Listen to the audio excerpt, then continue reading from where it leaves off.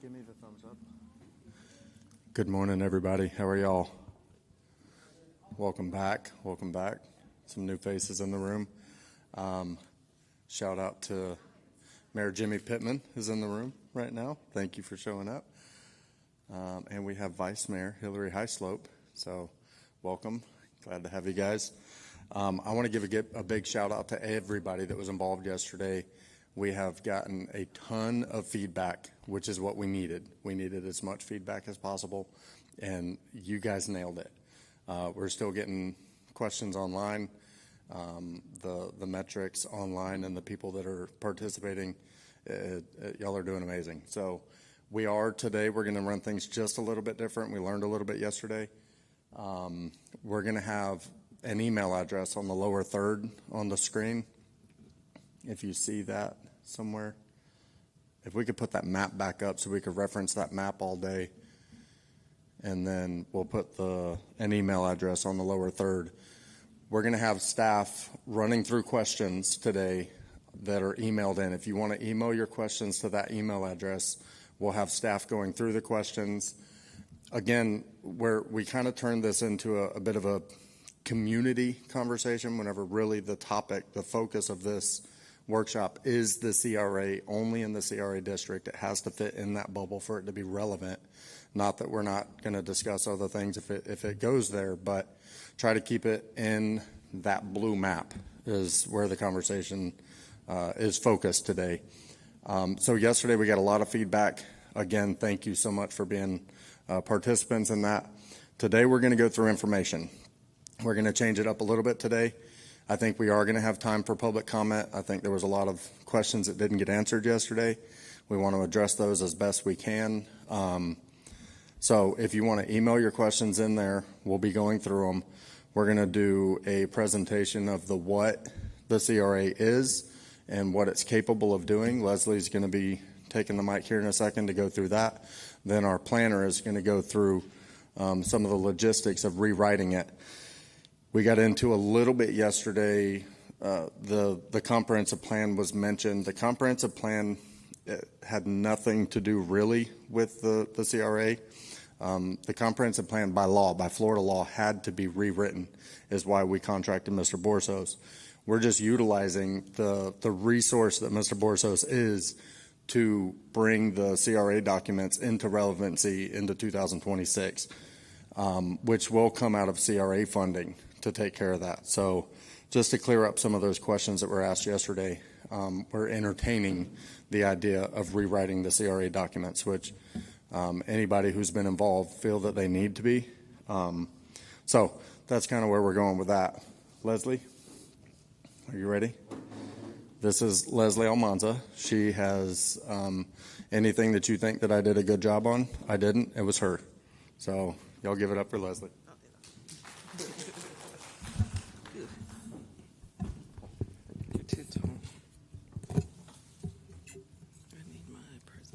Good morning. For you, those of you that don't know me, my name is Leslie Almanza, City of Clewiston Planning Assistant. I have been with the city for a little bit over 2 years now.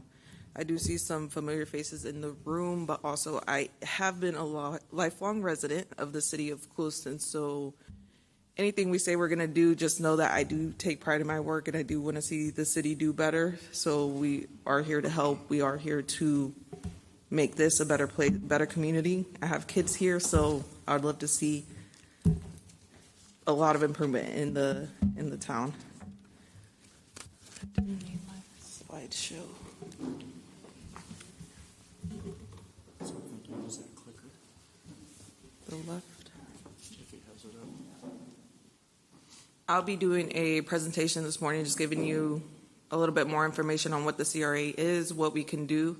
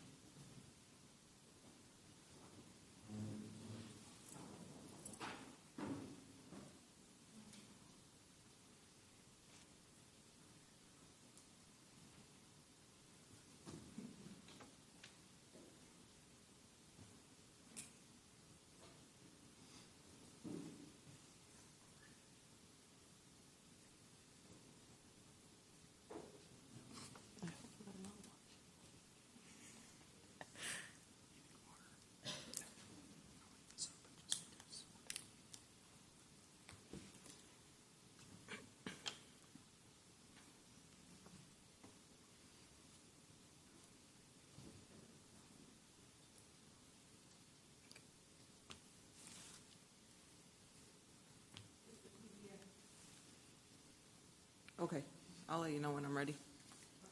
You can go to the next slide. No. Let me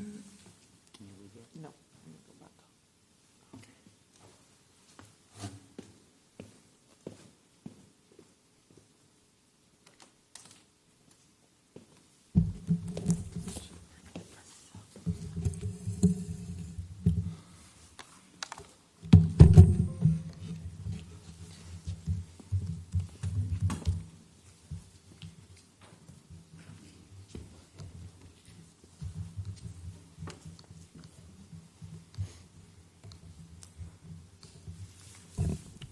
Okay, so the mission of the CRA is the purpose and intent of the CRA district is to provide means to enable mixed-use, urban, compact, densely developed, pedestrian-oriented development and light industrial economic development that is consistent with the Clewiston Comprehensive Plan and eliminate slum and blight.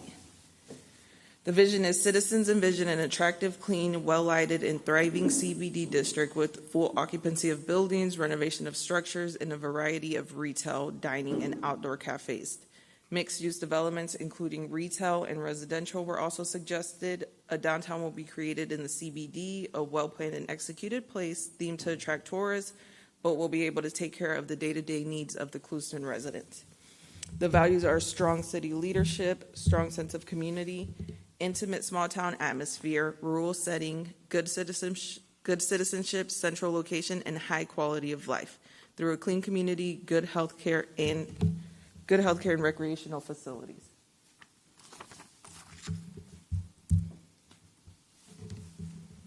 We can go to the next. So a brief history of the city of Clewiston. The city of Clewiston was platted by John Nolan in the 1920s, who structured it around a charming downtown district. The Clewiston Inn, built in 1938, was a prominent downtown feature, including the Everglades Lounge with the historic mural. Downtown grew rapidly around this time due to sugar manufacturing. If you look at the pictures here, the first one is the Clewiston Inn, and you can see across the street is the building still on Bond Street that currently holds common grounds, a couple of the barber shops and such. The second picture is the front of the building on Bond Street. And then the third one, I may be wrong, but it looks like the entrance to the city of Clewiston, where the bridge is now on the south side.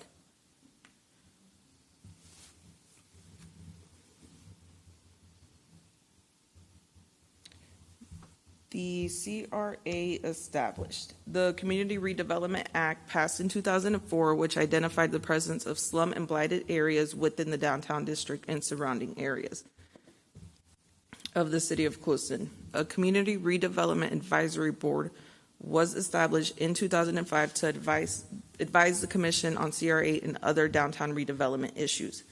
Within the past 20 years, the CRA district has seen limited growth. The purpose of the CRA is to revitalize the area through facade improvements, infrastructure enhancements, and increased safety measures, ultimately attracting new businesses, encouraging community engagement, and driving economic growth.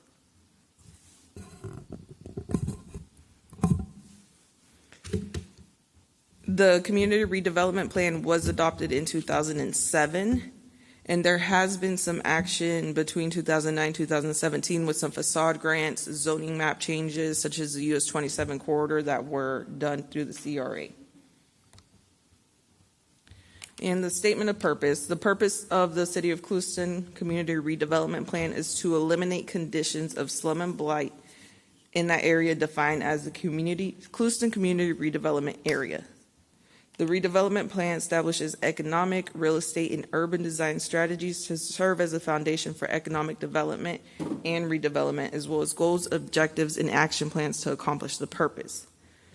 A way to coordinate functions to fulfill these powers are tax increment financing, which we touched on a little bit yesterday, grants and loans, public and private partnerships, issuing requests for proposals, land exchange development review, and retaining experts and consultants.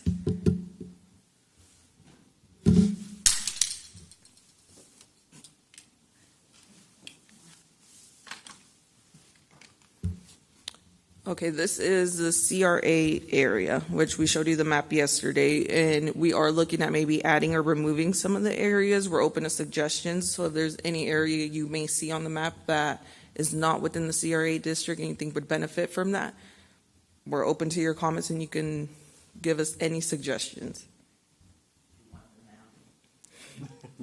Which area are you looking at? I'd say less. Less of the map? Boundaries. And the reason it's too much. We're going to bring you the mic.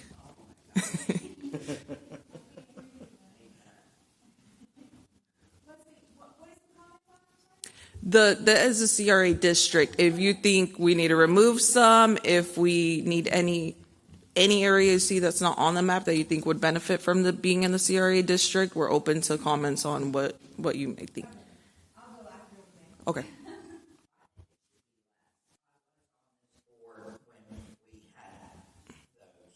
And I did not speak up. But I think less is better, maybe because I'm in an older part of my life. But I do know from the purpose of the statement of the CRA for the lot behind my office that is in this corridor of the U.S. Highway 27 CRA has basically rendered that useless. I really, unless I want to spend $100,000, I can't even park on it. The zoning is a little different than the actual CRA district. Well, that's what was quoted to me on your former office. Yeah, that not to do it. So maybe I can come back and visit it. But I do think less is better. That's my overall feeling. Thank you.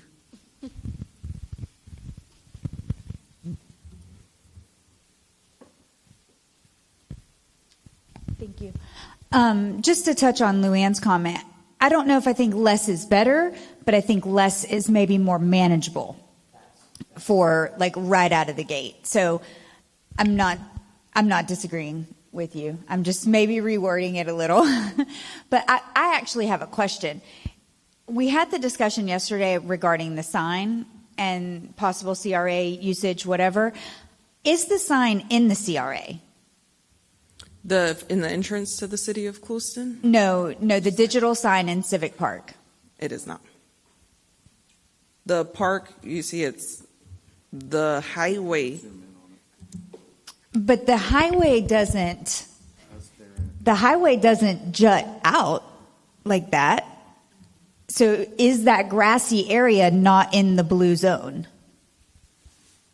Does that make sense? I understand why you're asking that. Because the highway doesn't, something we need to look at, yeah. Bob and weave like that. Which I did tell Chris yesterday, maybe we would benefit from the park being in the CRA district. Yeah. So that is something. I was just looking for some clarity redoing on that because a couple people asked questions about it. So yeah, no, I looked at it yesterday when you were speaking on it, and I realized it didn't look like it would be in there, but it's possible that we could redo the map and include that. And do the opposite of what Luann just said. Make it bigger. No, I'm kidding. I'm just kidding. Leslie, what is actually the criteria to be in the CRA? Is it because it is perceived to be blighted, kind of like the brownfields concept in the past? So from what I've read in the document, this was found to be in the slum and blighted area, and there was a vote on this to include certain areas in the map. I believe the map was redone in 2010 as well, the area. So I could send you that documentation on how they found that. But this was voted upon by the CRA and the commission at the time that they did it.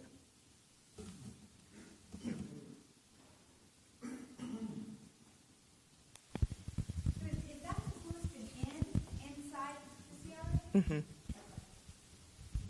Yeah, I think that we can make the whole map blue, but the problem is then you have those dollars are restricted to CRA use, and the reason, like for instance, the lake Francisco and the lake was the latest one that we added.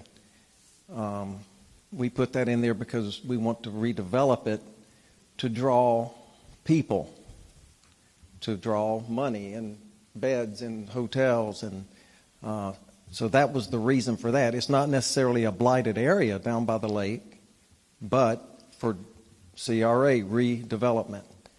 So in my mind, the dollars or the area should be more used for private properties, which I think is the intent, blighted areas. Other than some of Luann's comments yesterday, some of the city property looks blighted because we don't pressure clean it often enough, but the city property shouldn't be a blighted area, although some of our property is in it because of redevelopment, but not because it's blighted. So to answer the question that you had, there probably are some areas on there that will never use CRA dollars in, but it's easier to make a rectangle than pick different pieces of property. And keep in mind, we do have a building commission board that targets blighted lots, houses. And so if anyone sees any of those properties, turn it in to Chris, and then he'll activate that board. And once we determine it blighted, then it can be torn down.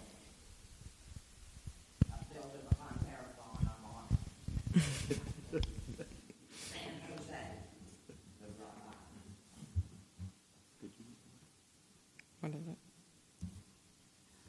Okay, we can move to the next slide if questions are done. If you guys are done. This is supposed to be a public input meeting, right? No, we're open to comments. So based on the original CRA plans, the following were the main priorities for the community redevelopment plan. Economic opportunities, which one of the primary goals of the community redevelopment plan is to build long-term economic vitality for the area within the CRA. Real estate factors. The availability of appropriate real estate is the second essential component of the Clewiston Community Redevelopment Act. And the third one is regulatory and urban design. A vibrant community redevelopment area can be achieved incrementally over time using tax increment financing with an approach that seizes every opportunity to affect change and advance the larger vision of a CRA free of slum and blight.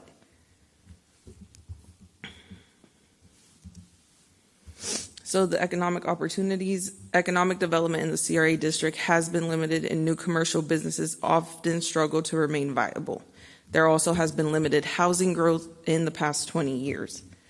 How's the city developing strategies to support business growth? In addition to this workshop, the city is restructuring its grant program to support startup businesses and enhance building facades and streetscapes with the focus on the downtown district. The city will focus on promoting existing businesses through social media and the city website to attract residents and visitors. On the housing part, I know we haven't really touched on it. That is something that the CRA can also help with, but for phase one, we really do want to stick with the downtown area and businesses and streetscapes to try to see the change. And then with that tax increment financing, once the property values go up, we can capture some of that money, and we may be able to do other things to then move into our second phase of the housing plan. The real estate factors. The availability of appropriate real estate is the second essential component of the Clewiston Community Redevelopment Plan. The area now within the Clewiston CRA is approaching physical build out with respect to greenfield real estate opportunities for primary employers to build on. The constraints of this are that redevelopment costs are particularly evident along Highway 27 where tourist accommodations have traditionally been located. The cost of grayfield development can discourage hospitality investment since tourism typically cannot support the cost of upgrades or new construction. The lack of housing affordability detracts from the CRA's attractiveness to primary employers who might otherwise consider relocating or expanding here. The opportunities we have are tax dollars supplied by commercial and industrial land use are needed to subsidize residential uses elsewhere in the CRA. Redevelopment of aging and obsolete buildings will provide the real estate and tax increment dollars necessary for the CRA to be rid of slum and blight, to remain economically strong, and to maintain a high quality of life.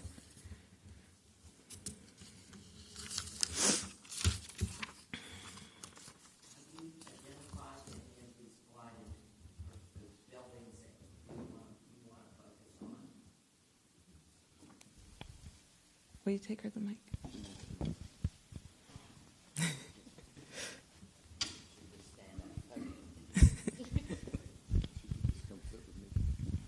Have you identified any specific building or buildings that relates to your phase one in the commercial to change? So Chris and I have went around a little bit, and maybe he can touch on that.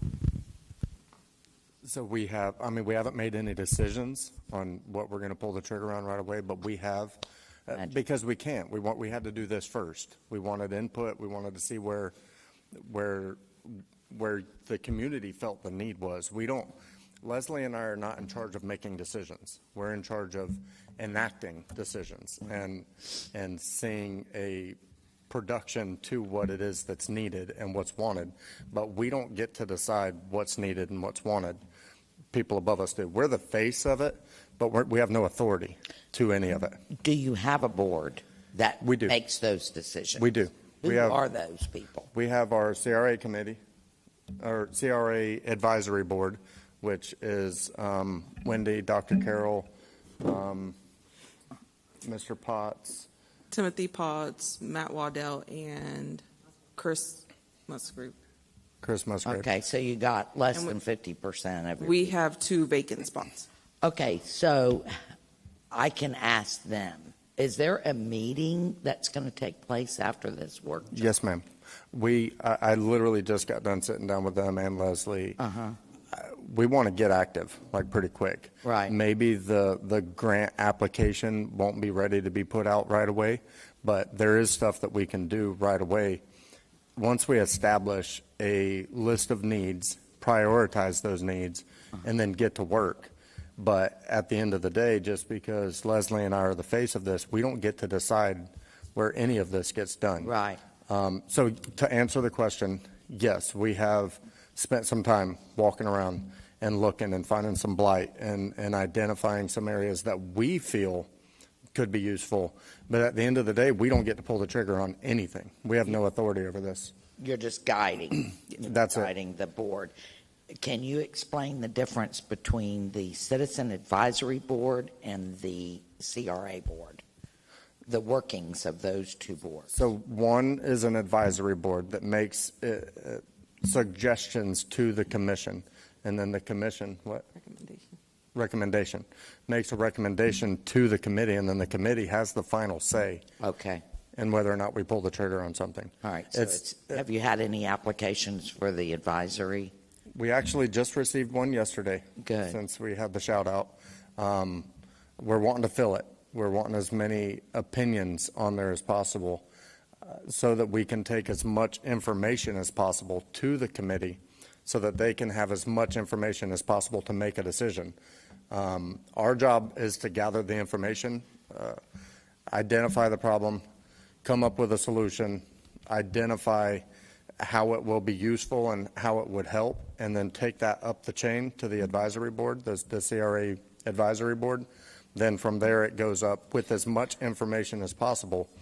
I don't like to go to the committee without every answer being anything that they could ask me. I want to be able to answer it whenever I get there. So Leslie and I do a lot of homework before we go to the board so that we can be prepared whenever we go to them, because it's always a 30-day process for each step. So if we can go to the board with every I dotted and every T crossed, the chances of success at that board go up. How many members on the Citizens Advisory Board? There should be 7. We have 5 right now. Okay, so I know we have a lot of online listeners. How would they find that app? Can you announce how they would find that application to submit? It is on the city website. If you go into departments, you should be able to find the Community Redevelopment Agency, and in there the application will be there. So just in the CRA link Yes. on the cityofclewiston.org. Or the application that received yesterday, they went to City Hall and asked for an application. Okay. And where would we find that CRA that was adopted back in 2007? That's also on the city website. You can see the entire plan on the website. In the CRA link? The document is there. Yes, ma'am. Okay. Fran, did we get a link to that posted on Facebook? She asked if we can get a link to that posted on Facebook, and the answer was yes. Right. And that's, okay, so here's the thing about the CRA. Information is key. I could buy you a brand new Peterbilt with a stick shift, but if you don't know how to drive a Peterbilt, that truck is useless to you. We have to know how to drive this truck before we can actually utilize it. And that's what this workshop is for. It's to inform everybody of the inner workings of the CRA so that we can understand it. Whenever we don't understand something, that's when it gets misused. So the whole purpose of today is information, just to get information out. The purpose of this whole workshop is to identify the blight, identify where we could be most successful quickly, and then Leslie and I, then the pressure falls on Leslie and I to get it done, which we intend to do.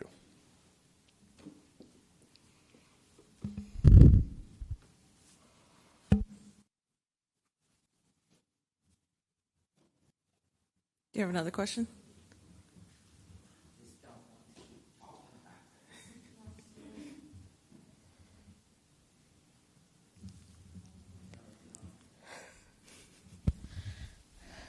Chris, you said identify today's purpose is information, getting the CRA workshop, getting people excited about it, and identifying some of the blight areas. So again, I would like for others to pop in and give us their thoughts, because I have not heard any Pacific buildings are blighted areas. That's what I'm looking for, that Pacific. You can't. Okay. Okay, so there. So let me just say Pacific. Let me say what he said out loud, because Okay. people Thank can't you. hear it. The mayor just said we cannot, at this meeting, we cannot target a specific piece of property Okay. without advertising that person to have the opportunity to be here to speak on their behalf. So you can come to Leslie and myself, and you can tell us where your concerns are, and we can, now the signs and stuff like that, we can discuss that all day. But as far as targeting a specific property owner, we can't do that in this setting without first inviting that property owner to be here to speak on their behalf. How about if we talk about an area like North 27, South 27? Can we say that? So that's what Belglade's doing. Belglade is targeting an avenue of Right. Belglade. That's where they decided to put their CRA attention, was there. We can 100% agree on an area, but again, that's just a recommendation that Leslie and I would take to the advisory board. They would be the ones to say, yeah, we like that idea, or no, and then at the end of the day, that gets kicked up to the committee, and the committee has the final say on whether or not that's where we're going to focus our attention. Well, I'm going to go back to what I said yesterday. Pick one thing and let's do it. That's just so simple.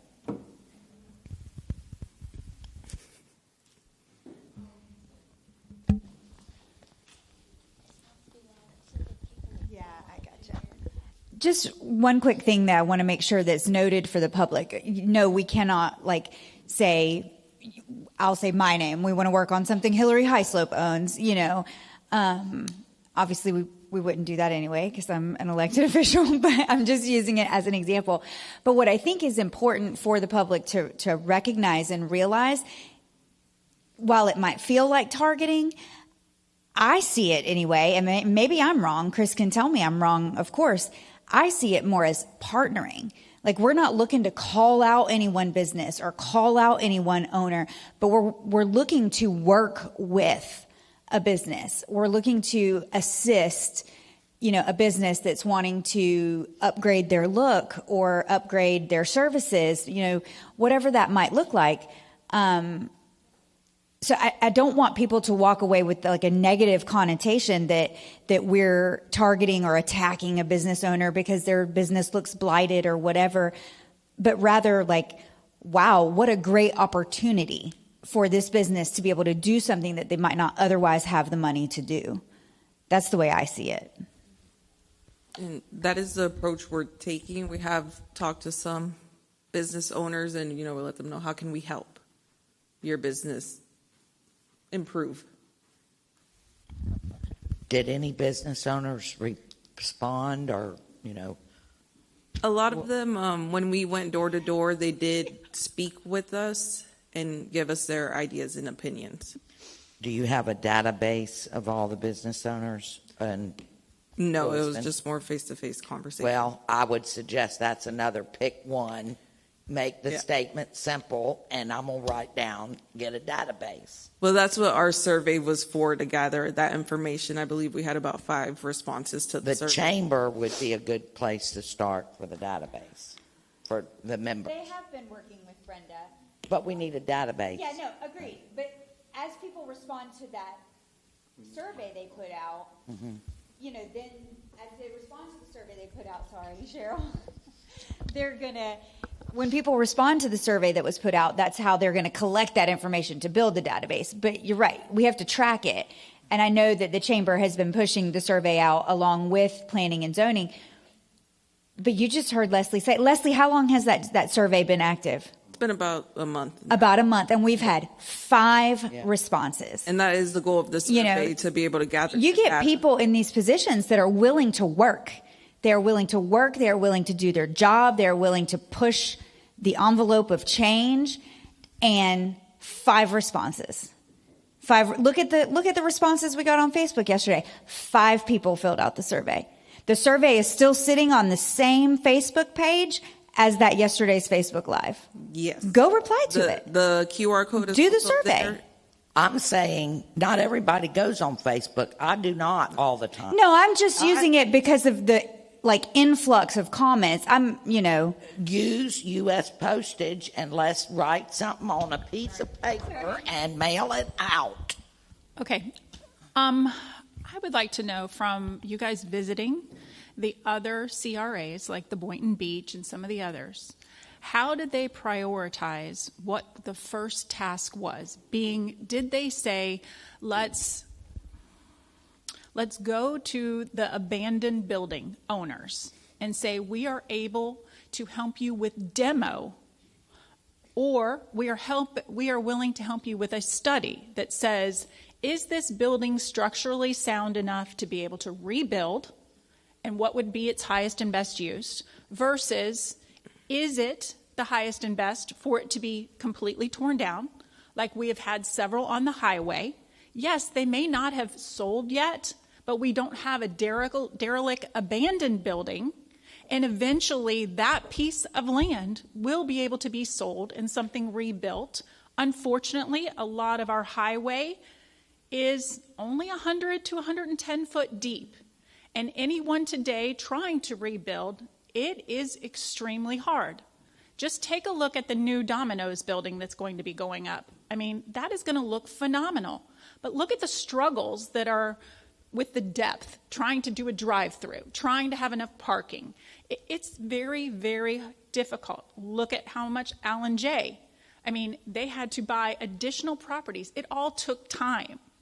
And I think if the CRA were able to say, look, we're going to offer this first, or this chunk of money that is going to be able to be offered to these business owners to be able to tear down these buildings that cannot be rebuilt, and then that gives that opportunity for something better to come along. I don't think that you can penalize someone for an abandoned building.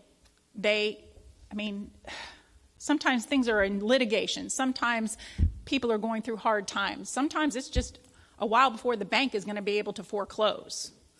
So I think look and see what other places have done to see how it might relate to our area, because I think it gets lost a lot of times when you just say, okay, you can paint your building. Oh, this one can do a mural. Oh, this one can do that.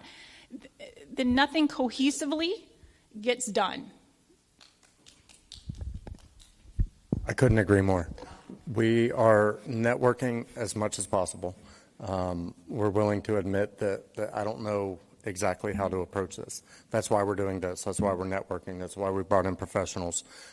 We do have resources when it comes to buildings that need to be addressed, whether or not they're structurally sound. We have a building board. we are trying our best to reach out to CRA members and gather as much information as possible. One thing that I can say is that we're going to move from this to actual decision making. We're going to have actual decision making workshops and put it in front of the committee. Participate, come to those. This is just gathering information. We're not making any decisions right now.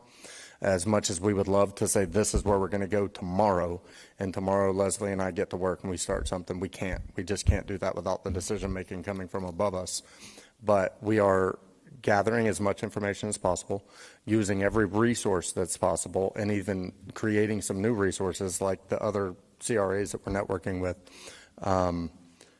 The next phase of this is decision making. That's where we really need some participation. When the decisions are being made, let your opinion be voiced.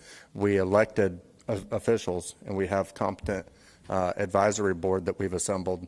But at the end of the day, if you want to be heard in those meetings where the decisions are being made, come to those. We advertise them, give you plenty of time to know whenever those meetings are going to take place. Show up and tell us what we need to do. But yes, there are ways that we can utilize these funds to make a difference. Maybe just painting the face of a building is not enough. Maybe it needs a lot more than that. And that's where we're going to go into I'm going to propose that we go into a tier system where we can increase those numbers, because $5,000 isn't going to do a whole lot for anybody today.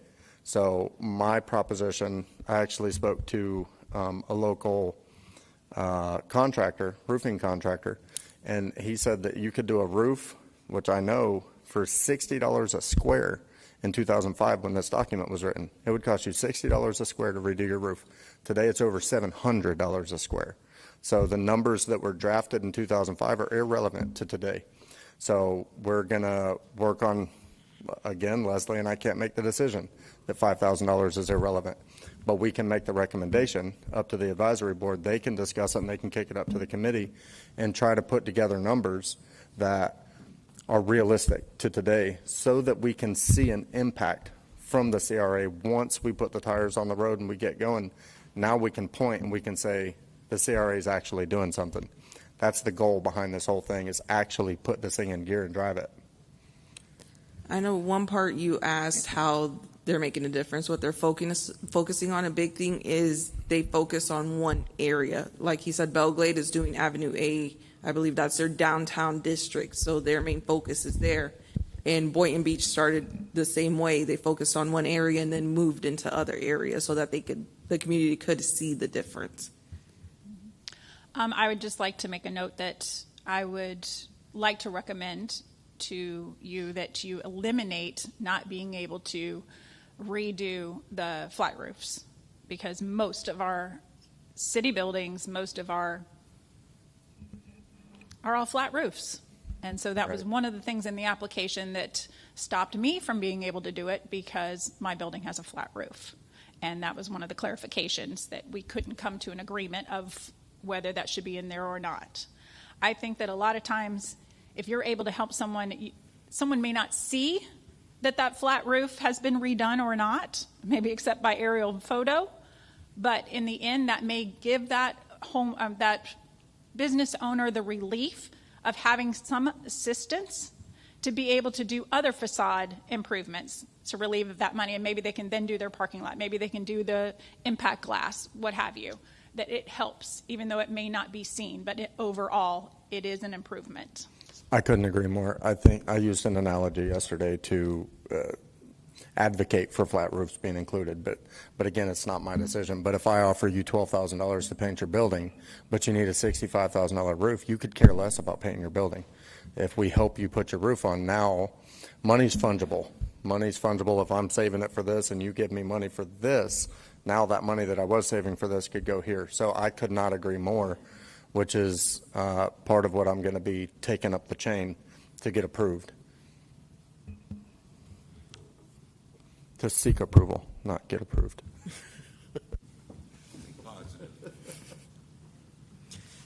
Okay, so another component of the CRA was urban design.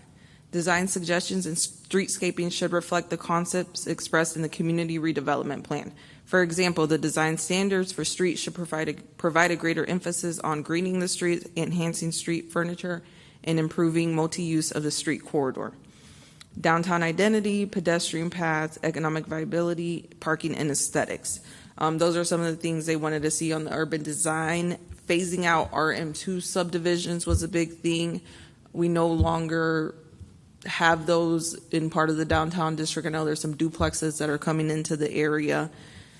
A big part of the plan was creating a downtown in Clewiston that is unique to the city of Clewiston, develop an identity for the downtown through architectural character, and use the streetscape amenities. The bike path was a big thing that they want to see down Ventura. We do have a lot of foot traffic in the area, so the sidewalks are a big component in there as well to try to get those redone, all the streetscapes on there.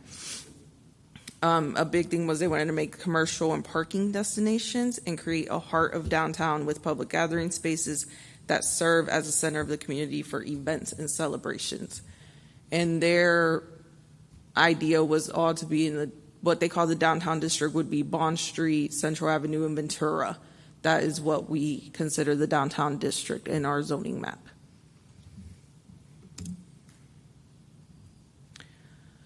So this is a study that was done. This is more for the Main Street program. The community redevelopment plan does have verbiage in there to partner with the Main Street program. They did come in here and do a study in 2016 of what they found the city of Clewiston Main Street can use. Main Street to them would be Highway 27. That's what we would consider Main Street. And these are just some of the examples they used in the study that they did. The need. Healthy Main Street represents healthy communities. They are the core of the community and the traditional center for social, cultural, and economic activity for their communities. The Clewiston core, particularly along US 27, is in need of a coordinated effort to improve the desirability and physical attractiveness of the area. As you can see, many of our sidewalks have minimal landscaping. This was 10 years ago. I know there is palm trees on the area now, but it's still pretty minimal in the area of any landscaping that we have. Retail demand and demographics. Summary of the retail demand and demographics study findings. Strategic location. Located halfway in between West Palm Beach and Fort Myers, Clewiston sees over 25,000 vehicles pass through its downtown on a daily basis. Mr. Borsos actually has those numbers. This was 10 years ago, so he might be able to give you an idea of the daily count we're seeing. 26,400. 26,400 is the daily count per the DOT. Over 60,000 square feet of retail demand. Within a 5-mile radius of downtown Clewiston, our model indicates approximately 63,000 square feet of potential retail demand, with the strongest demand in the following categories: food and beverage stores, clothing and accessory stores, and entertainment electronic appliances. Downtown area needs redevelopment. Currently, the downtown area is limited to small retailers with limited amounts of parking, according to local residents. The sidewalks are not uniformly maintained, and the landscaping is minimal. The strengths of the city is that we are located along US 27. Clewiston's commercial corridor provides good access for individuals traveling from one coast to another. Lack of current available retail in Clewiston and neighboring cities. Specific new retail could add employment to the area. Local community is supportive of enhancements to downtown Clewiston. The weaknesses are slow population growth. Some national retailers may be hesitant to open a store in Clewiston due to local economic and demographic characteristics, and no vacant accessible parcels for big box stores on US 27 unless it is further west in Clewiston, which generally is less desirable. And local residents complain of a shortage of parking in the downtown area. The next one, the possibilities. These are just some ideas that they drew out for what they foresee 27 and Ventura.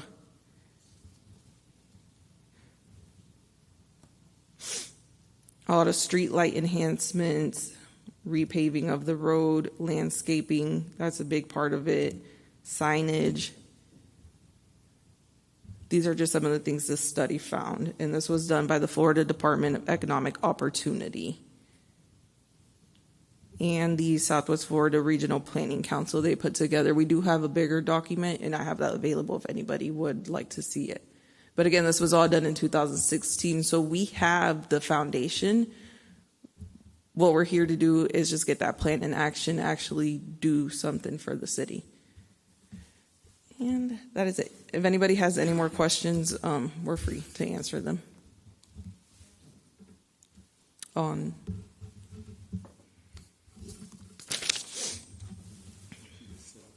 Yep.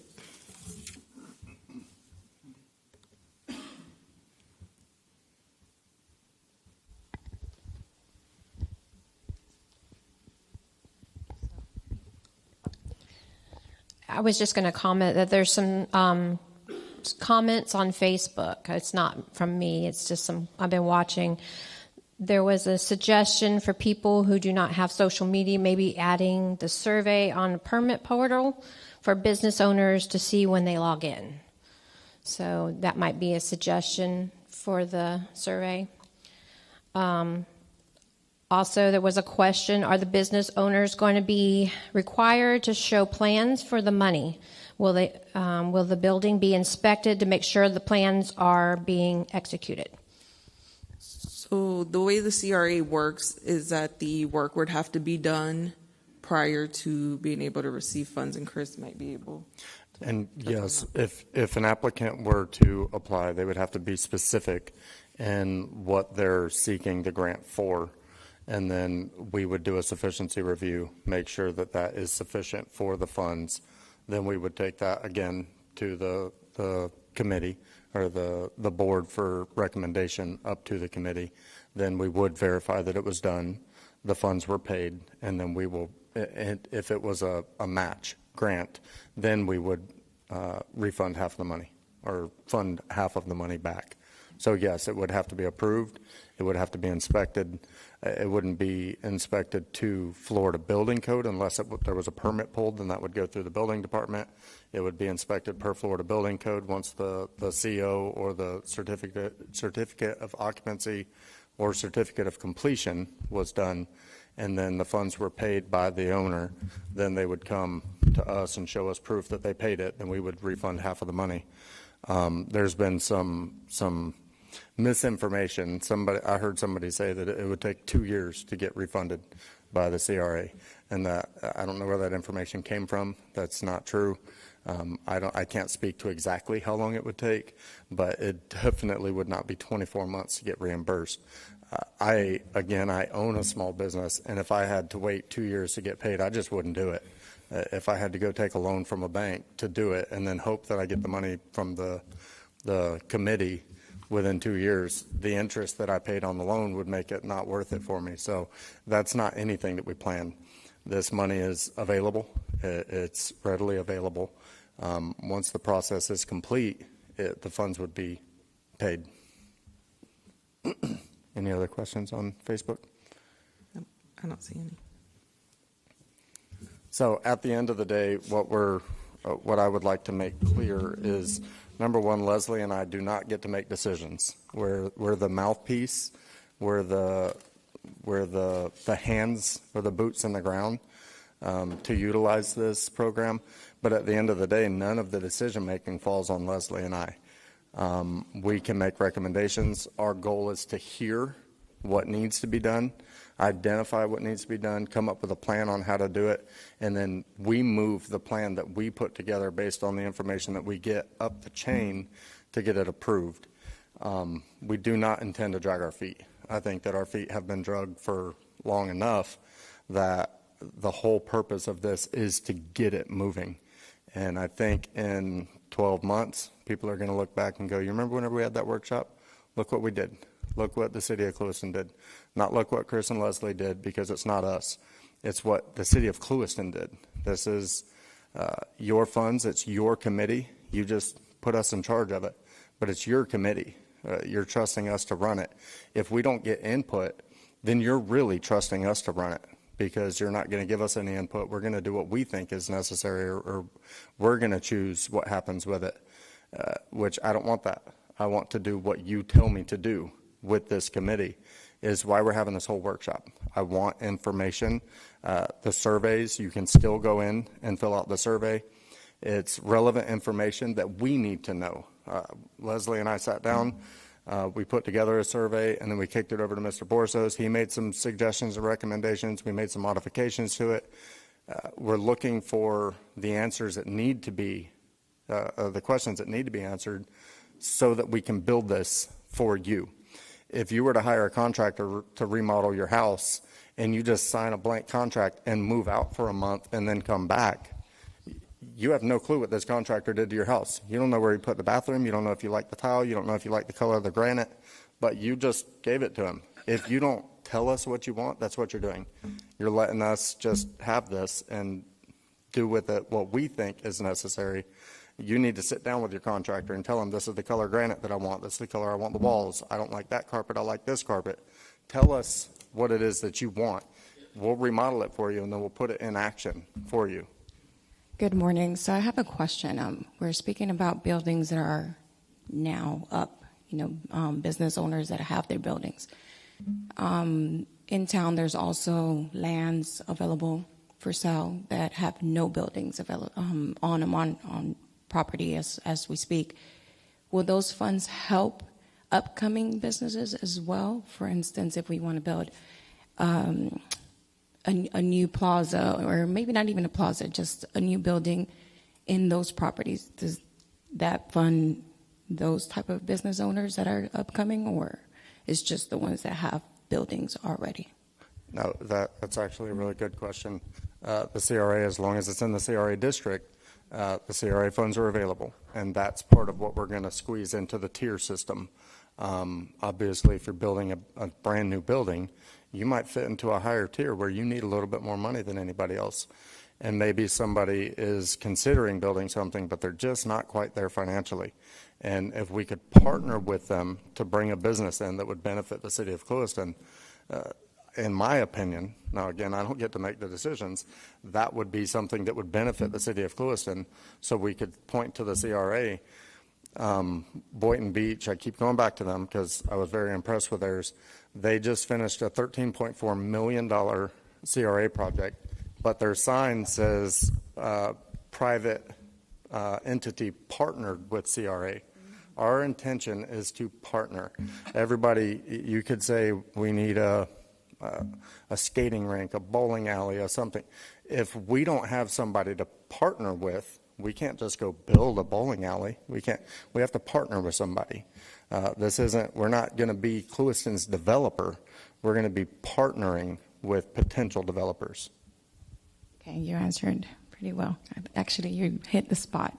Another one, to apply for the citizen to join at those meetings, is that voted on, or is it voted for us, or if we apply, to be on the board, is it voted on, or is it just apply? Because you said there were 7 spots, but there's 2 spots left, I'm imagining, because there's 5.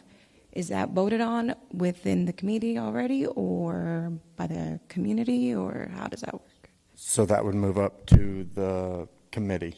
In the committee, we would make recommendations, review the applications, make recommendations, and then the committee ultimately gets to make the decision who sits on those boards. I don't know that I could express this enough. Leslie and I don't get to make decisions. We make recommendations, and then it moves up the ladder. At the end of the day, the commission takes all the credit for what gets done. or blame, whichever way it goes.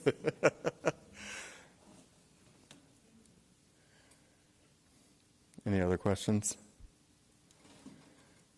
Mr. Boros, would you like to take the floor? Okay, thank you. And you could talk from up there or right there if you need your paperwork. I have. Okay.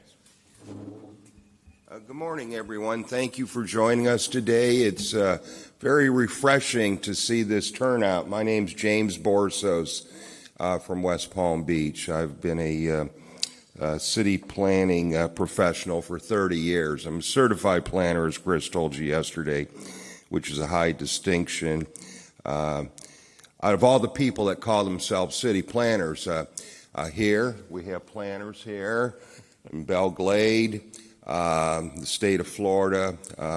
Very few are certified planners. It's like a bar exam. You have to take a test. You have to know the answers, pass the test. Or it's like a realtor or a insurance agent. It's a little bit different. Those are licensed by the state, but this is to a little bit of a higher level. My partner working on our comprehensive plan for Clewiston is Mr. Jim Fleischman. He's been a professional planner for 50 years. And I know Chris Cooper said when he went to Belle Glade, he was looking at their CRA plan or comprehensive plan. He said, "Oh, Jim Fleischman's name's on here." I'm like, "Yeah, he's done work all over." I've worked for municipalities. I've worked for 4 municipalities in my 30 years and a couple consulting agencies. Most recently, a full-time employment that I retired from a few years ago. I was a staff planner at Palm Beach County. So that's my background, unless anybody has any questions about me, my background, or what I'm saying my qualifications are. No, you're all comfortable with me working for you? Thank you very much. And I have made this my purpose in life. I've studied cities all over in the United States and internationally to gain a perspective. So I'm going to, this presentation I've been asked to provide today will be in 4 parts. First, I'm going to talk about the city of Clewiston in general. Second, we're going to have a little exercise. It's called a SWOT analysis for anybody that knows that fancy term. Strengths, opportunities, weaknesses, and threats. This is where we're going to have participation from everybody. Then I'm going to take this opportunity to give a little brief discussion on the comprehensive plan, which we are taking to the P&Z board very shortly. It's just about done. You had an old document, which was antiquated, and now you have new documents for a comprehensive plan. This is the current CRA plan, which we've been asked to look at. And then I'm going to talk about the CRA. So first, we keep hearing about this guy, John Nolan. Can anybody explain anything further about John Nolan? No? Well, I'll do that. John Nolan, at the time, he was the preeminent city planner. He laid out the physical design of Clewiston in the early 1920s. He laid out 55 cities in Florida: Venice, Lake Wales, West Palm Beach, Bradenton, Clearview. I can't name them all off the top of my head. 400 cities nationwide. The man who laid out Clewiston. Madison, Wisconsin, San Diego, California. This town has very good bones. You had one of the best city planners at the time lay out the physical design of the streets, the parks, the infrastructure, and with an eye on beautification. He comes from a philosophy of city planning called the garden movement at that time. So that's who John Nolan is. We keep hearing about him. That's a little about his back. He's a graduate of Harvard University. He's a top guy. And he physically had been here in Clewiston at the time. Now we have talk about the Florida Trail going through Clewiston. This is something I've taken a little interest in, being a hiker myself. The Florida Trail, can anybody tell me where the Florida Trail crosses US 27? No?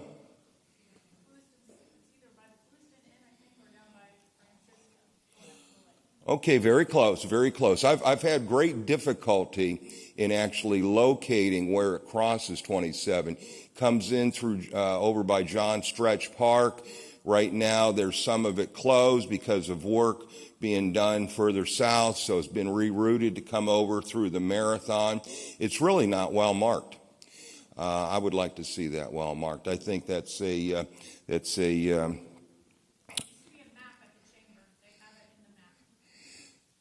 they're supposed to have maps there. Okay.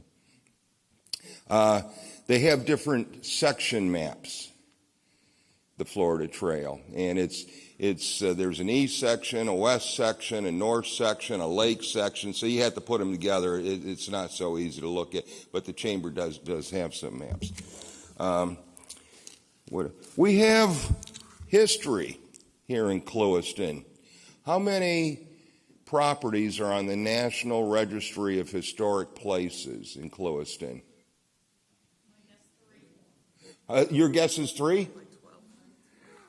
Leslie's closer at 12. If you ask AI, which I did, it gives you 6. W.C. Owen House, of course, the Clewiston Inn. I think I came up with about 9, but there's closer to 12, perhaps, historic places. We don't have a list in the city that's organized, and we don't have a map that pinpoints them. We can tell you who they are, but we don't have it really put together well. This could be a resource to be used for tourism. What else? Here about Clewiston. Oh, I'm asked all the time, what's the population of Clewiston? Can anybody tell me what today's population is in round numbers?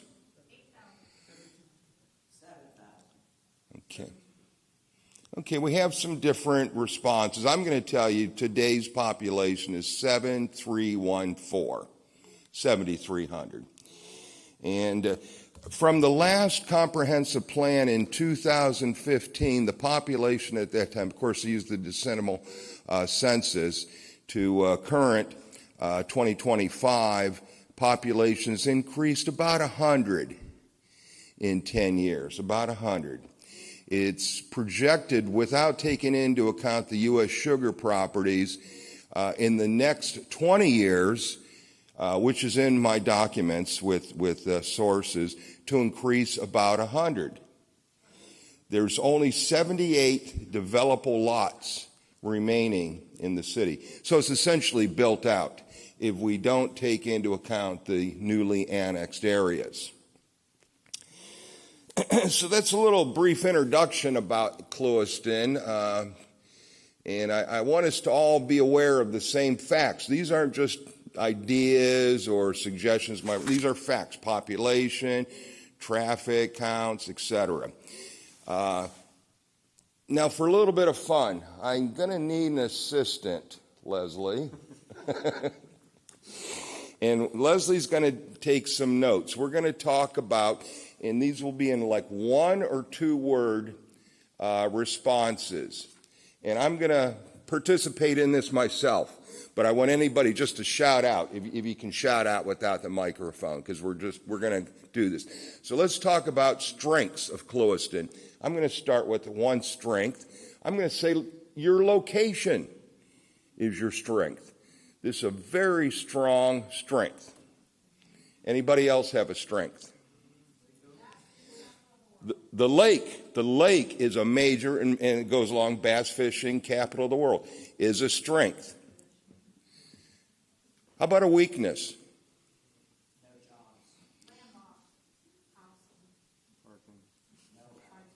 Okay. Parking? Limited workforce availability. Let's go back to strengths.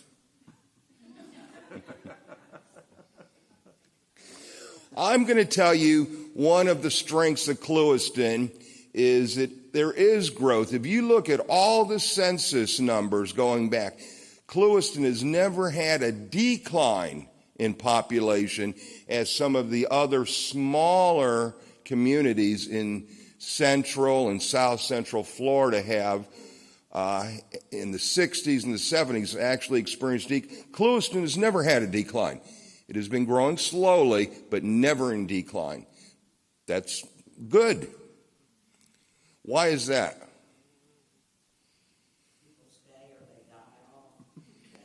And babies are born. They die off and more babies are born. State. Okay. What are some of our opportunities?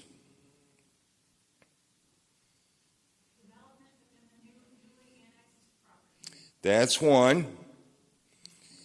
I'm going to say the Lakefront Master Redevelopment Plan is a great opportunity.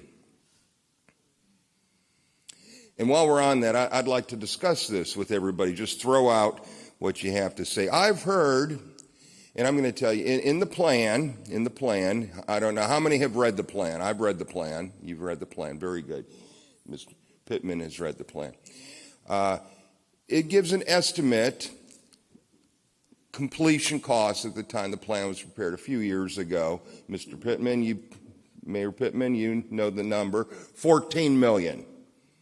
I said, that's not much money. Other people said, $14 million, that's a lot of money. I guess it's all relative.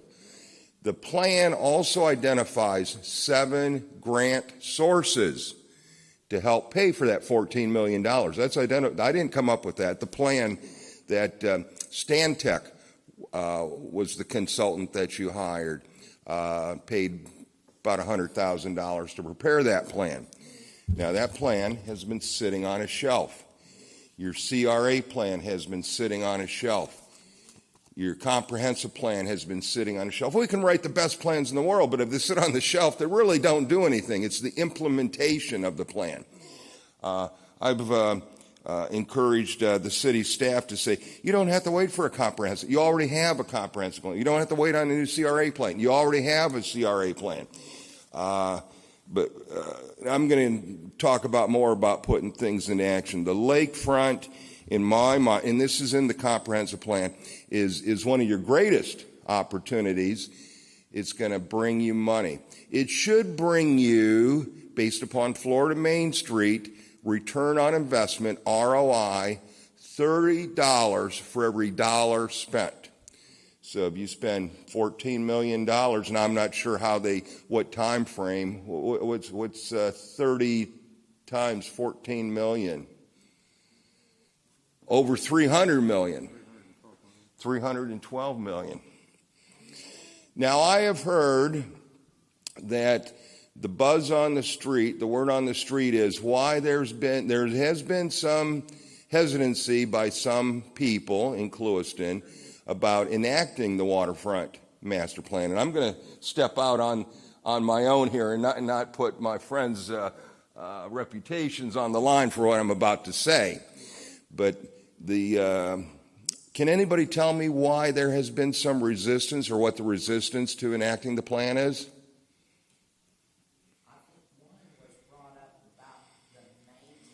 Correct. Thank you very much. I didn't have to say it. Who's going to maintain it? Well, you have city. I don't know. You have city people. Somebody to, who's maintaining the CRA area now? Yeah. You need a guy to clean the bathrooms, to take out the trash. Oh my, we need to hire. We're making $300 million off of this investment, and we can't afford to hire a guy to take out the trash. I don't know, but everybody is not always going to agree on everything 100%. I'm glad that we have Mayor Pittman's buy-in on the waterfront master plan. Back to that, in the 7 identified sources of grants, I'm making a recommendation. I'm going to go on the record right here. I've done this privately. The city needs to hire a full-time grant writer. How much will that cost you?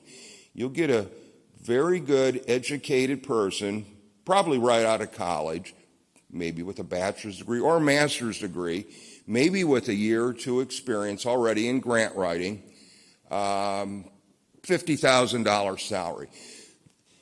Almost needs to be a dedicated position. It's more than the current staff can do. Lynn Mila can write a very good grant application. I wrote a grant application for the city. Leslie can write a very good grant application. But you need somebody that's all they're doing. There's so many grants to chase down, to research and chase down. You already have 7 identified in the Waterfront Master Plan. I've got another 5 I've identified, not only for the CRA, but for the city in general. Because we all want somebody else to pay for it. We're paying taxes. Let's get some money from the state. What are the threats to Clewiston? Is there crime here?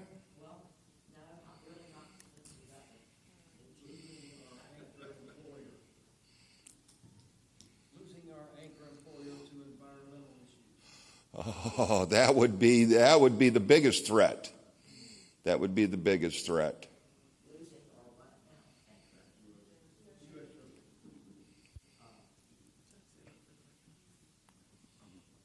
Anybody else?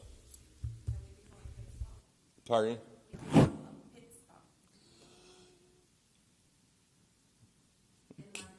Uh-huh. Mm-hmm.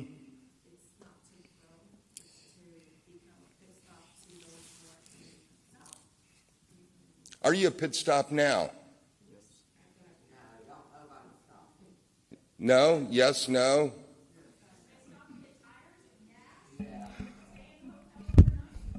So if you understand Culver's business method, they don't build culverts for the community. They build culverts for the traffic.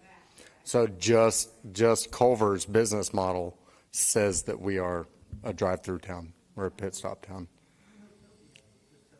Yeah, right. Right.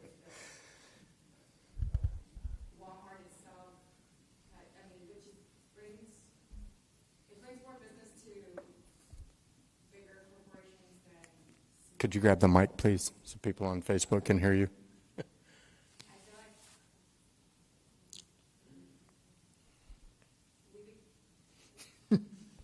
We've become a pit stop even for bigger corporations, for instance, Walmart. We do have the new El Presidente store coming in, but those who are riding by town, those are the main. Locals don't get much business from pit stops. Like Common Grounds is one of our local cafes. You'll see the majority of residentials going to there. You know, our local smaller businesses on Bond Street, in this case, have to depend on festivals or markets or something that, as a business owner, we sponsor or we help bring out word, because we've become a pit stop from even before Culver's came in. That's my point of view. I don't know if anybody else feels that way. Being a pit stop, in my mind, is not bad because they're spending the money. Now let's go back to the traffic. Out of the 26,400 average daily traffic volume on US 27 Sugarland Highway, local traffic, and the FDOT is able to analyze this, is about 6,000 cars. So what we have out there is 3-to-1 pass through. 3-to-1. 20,000 that don't live here, 6,000 that do, in case you didn't know these numbers. It's good to have this in your head for analysis. Truck traffic is not as much as you think it is. Can anybody throw out a number? What percentage do you think are the truck traffic on Sugar? How much? In percentage? How much? 40. 40? 15. 15 is closer than 40. Depending on the traffic count station, the FDOT, the state, has 14 or 17%. So it's not as great as the general perception is. So having the real facts, I think, is important rather than just conjecture. Does anybody have anything more they want to add to the strengths, weaknesses, opportunities, and threats in any of those categories?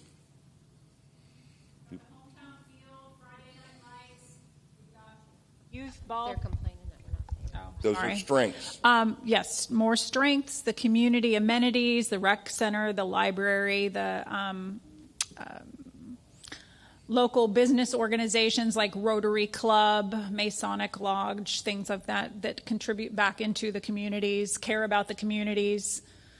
That you can walk in a restaurant and you will see a face, a friendly face, a familiar face.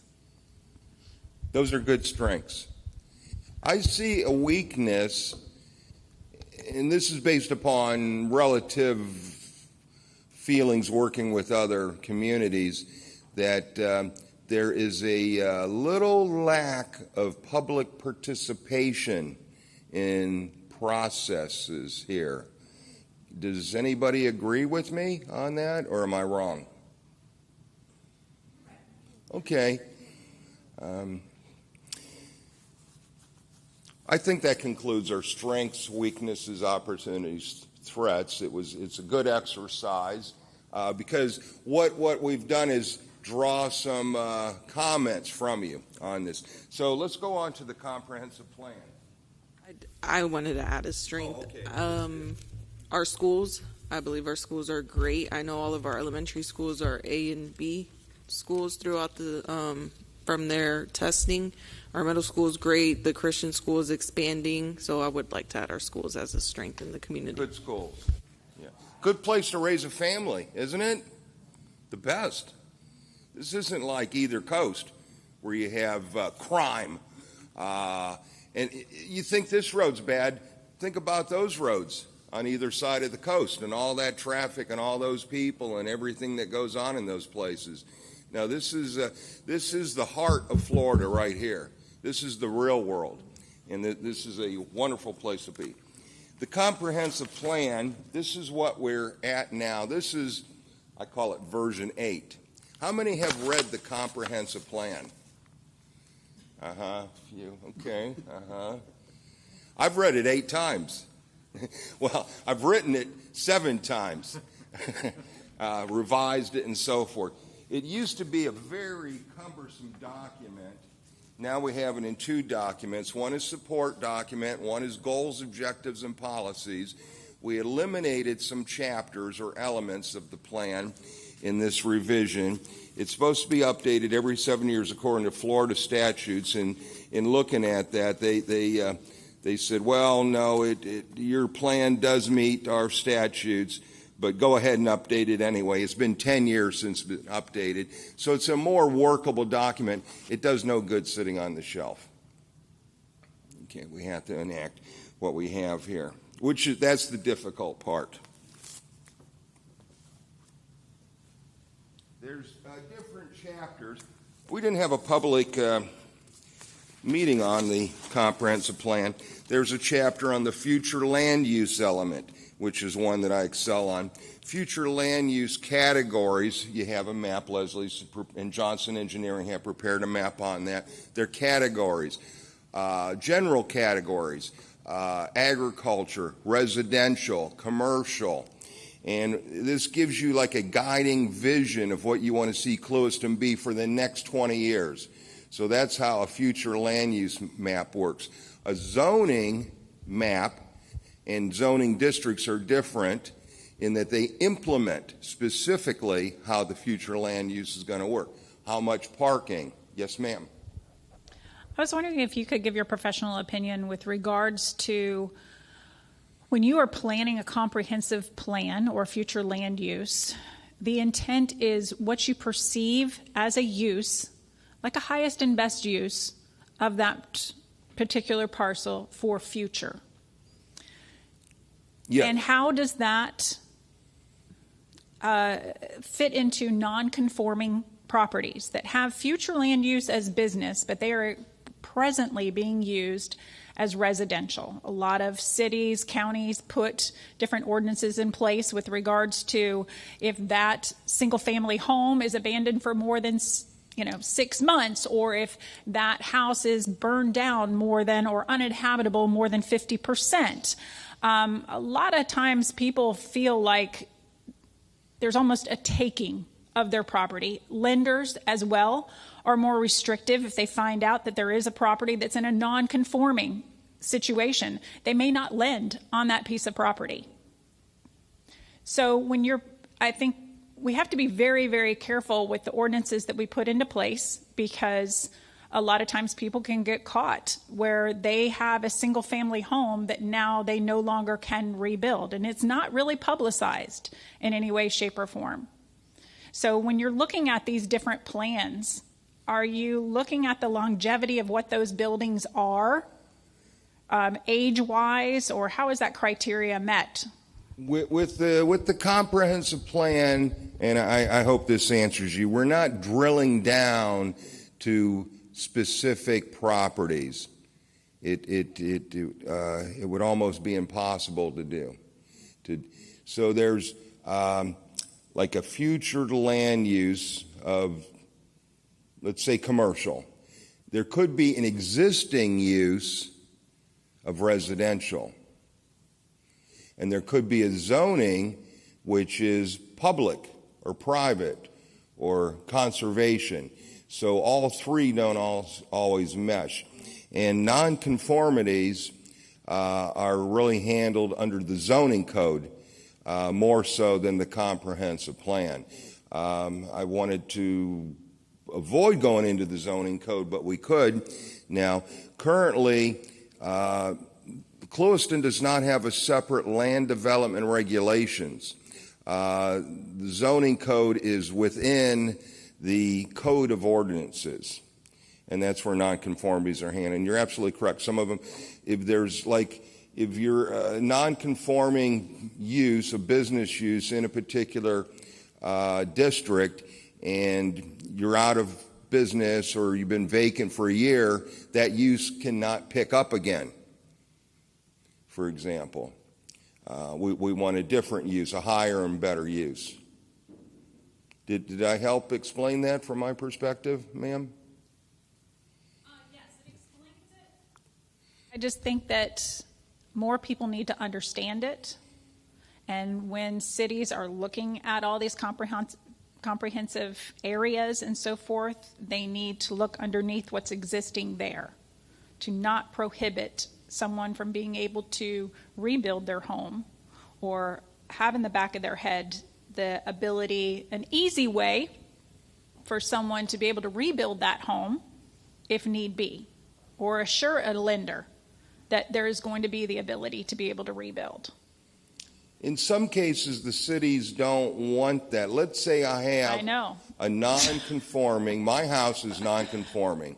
Let's say my house was, I'm just going to make up an example. It's here in Clewiston. It was built in 1924, and I have a 2-foot setback from my neighbor. Mm-hmm. So it's very non-conforming. Typically, a side setback might be 10 feet at minimum from a property line. So my house is 2 feet off the property line. It burns down. Do you want me, and you're my neighbor, do you want me to build my new house on that same property 10 feet away from your property, or 2 feet away at this point?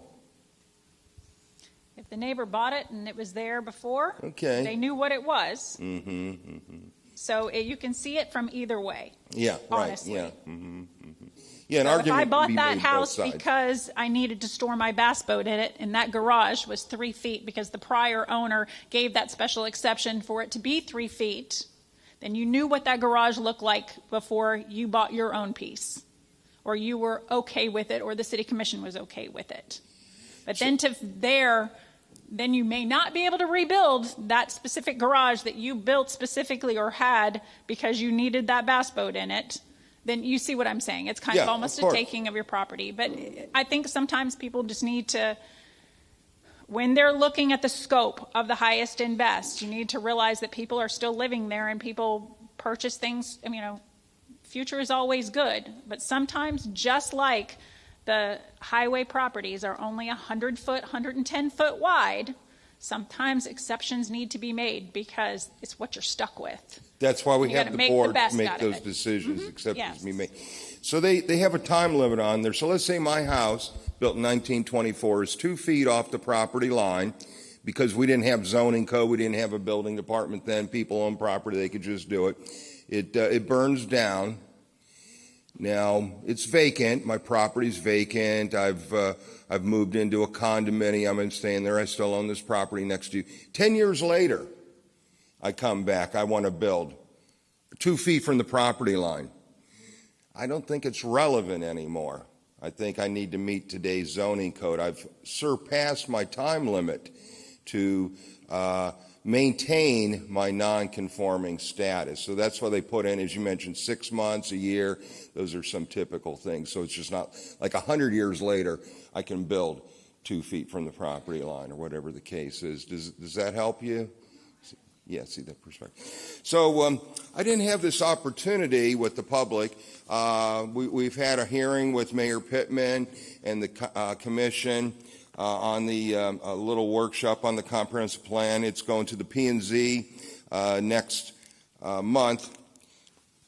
But so we have a future land use, a traffic circulation element, a housing element, an infrastructure element, a conservation element. This is in the current plan as it is now. Recreation and open space, intergovernment coordination, capital improvements, property rights element, which the Florida legislature enacted since the last one, as a required one, since the last comprehensive plan, and an economic element. And it's been boiled down into a very workable document. So sometimes I've heard us say less is more. And in this case, we think less is more on the comprehensive plan. Is there anything anybody wants to ask about the comprehensive plan while we're on this before we go to the CRA? P&Z, we'll hear this next month. The City Commission will have first reading.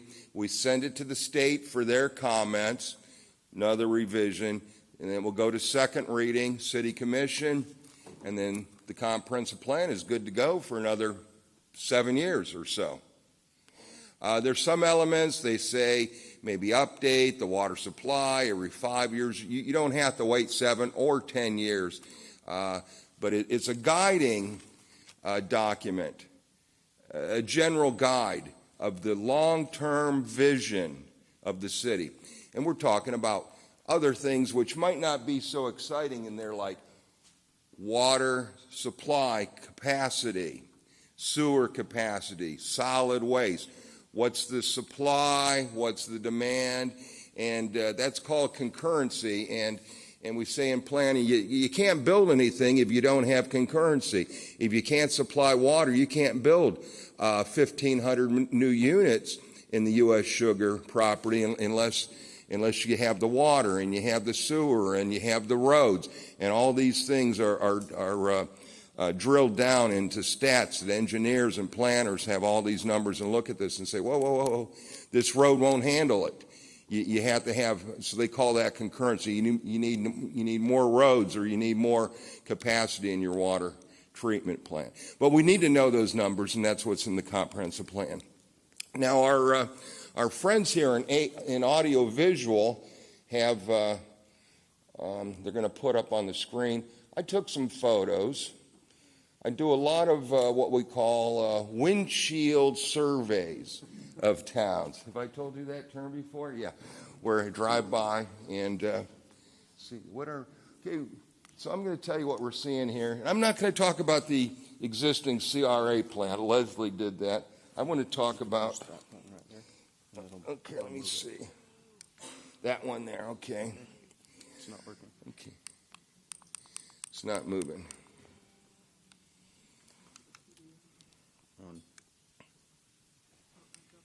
Okay, here we go. To go backwards. Okay, thank you. So let's talk about Clewiston now, the CRA. The CRA is almost half of the city.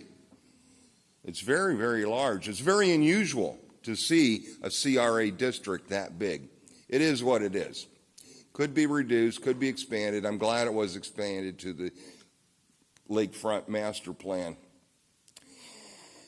It comes down to a few P's, in my opinion. This is enacting things.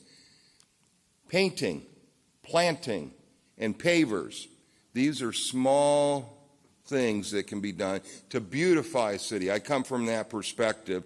I was a planning commissioner in Delray Beach 20 years ago. I sat on the site plan review and appearance board. So my personal orientation has to do with the physical appearance of a city. Now, there's another P in there that we heard this morning, and that was pressure cleaning. So this is some striping. The heart of, what is the heart? What is the heart of Clewiston? The heart. The heart. Okay. Yeah, I'm talking about physical. Civic Park is the heart. Now, roadways are given names, traffic engineers, they call them locals, collectors, and arterials. What's the arterial? 27. So 27 is the arterial, that's the artery, and the heart is Civic Park. Yeah. Thank you, John Nolan. No, really. A lot of places don't have the opportunity of such great physical development. So here at the park, I noticed I made this suggestion to city staff, and before Sugarfest this year, they restriped and repainted the wheel stops and parking spaces. So, oh, you call.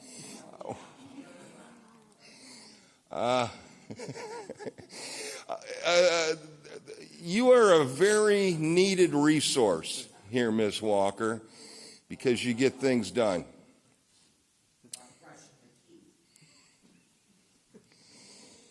Here we are. These are photos in the past 24 hours, in fact. I just took these after our meeting yesterday. I was in the heart. I was in Civic Park, and I made some assessments. I am going to recommend, this is a recommendation of mine, that the CRA, out of their funds, because we're talking the heart, and it's spreading out. I think the CRA's efforts need to spread out. Not matching grant to repaint these buildings. My recommendation would be the CRA just foot the bill. There's a block on either side of Bond Street. There's 5 doors to the west, not counting the common grounds 2-story building. There's 5 doors to the east.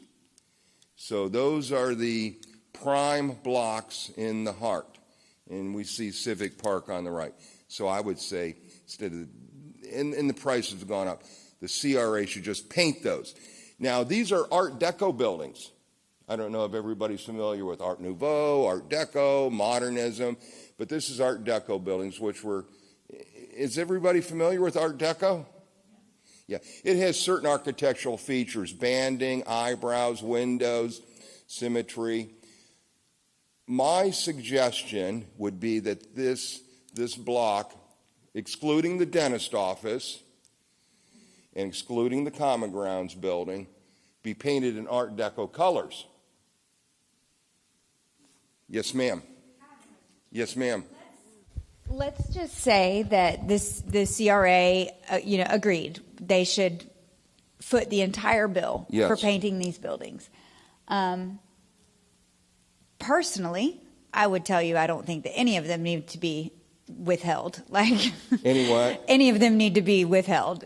Looking at this photo right now, I would love to see all of that get painted. To be cohesive. Right. What are your thoughts on if the CRA agreed to paint them? Maybe the business. I believe that the businesses need to have a buy-in. They need to have skin in the game. Mm-hmm.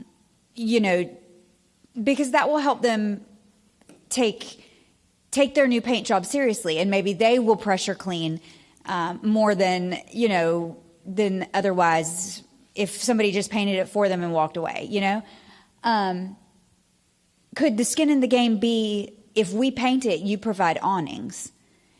It could be. And here are maybe 3 awnings that you can choose from, so that again you keep it cohesive coming through there. Mm-hmm. It could be.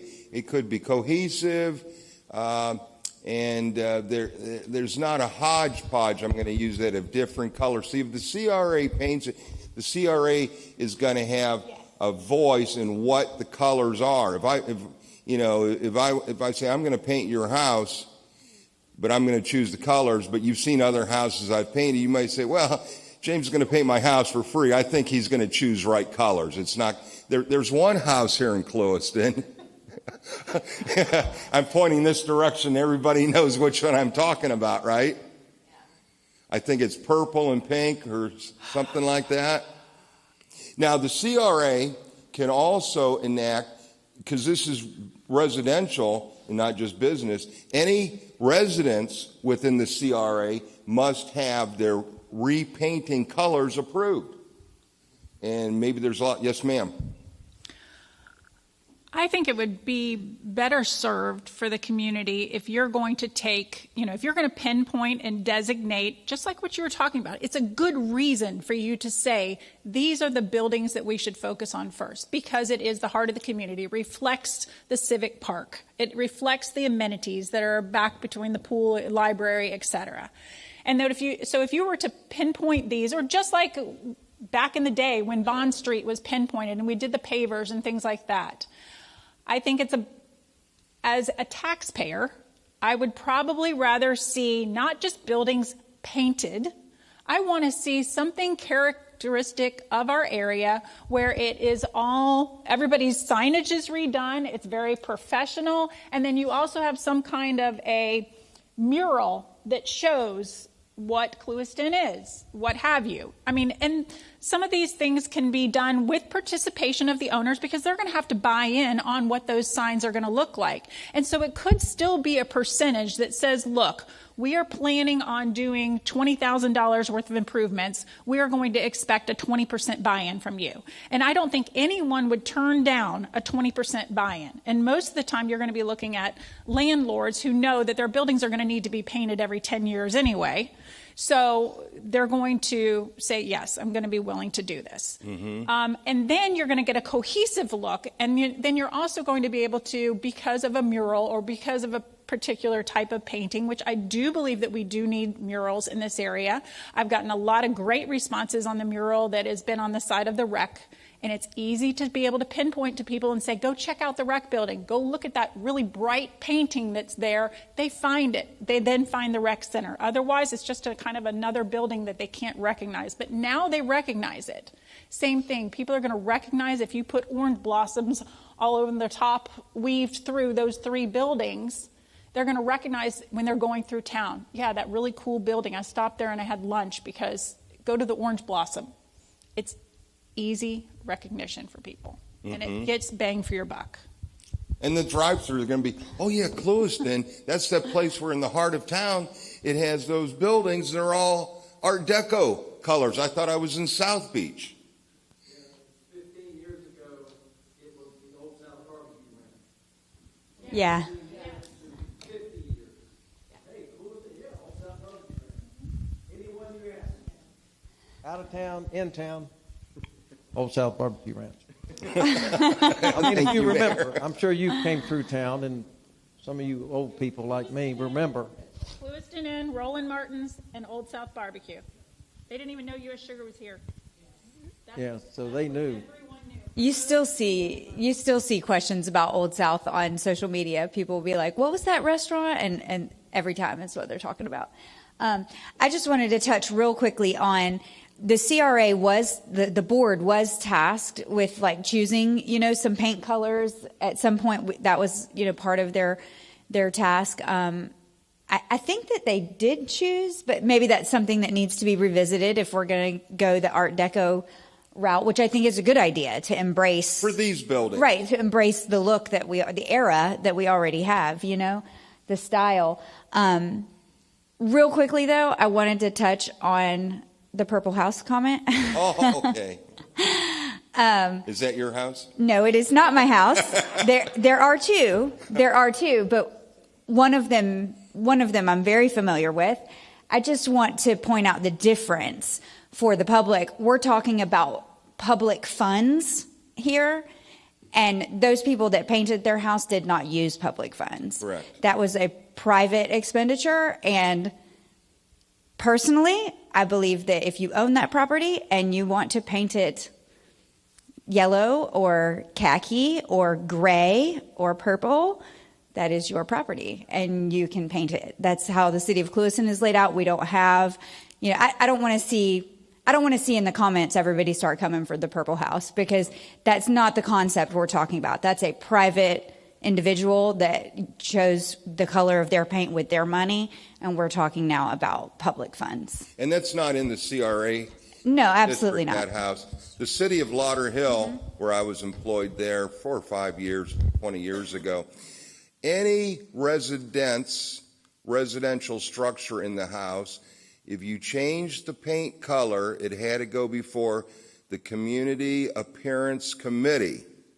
That's what they called it there, which I chaired. So any residential, and it had to fit in a prescribed paint palette selection for any residents in the entire city of Lauderhill in Broward County.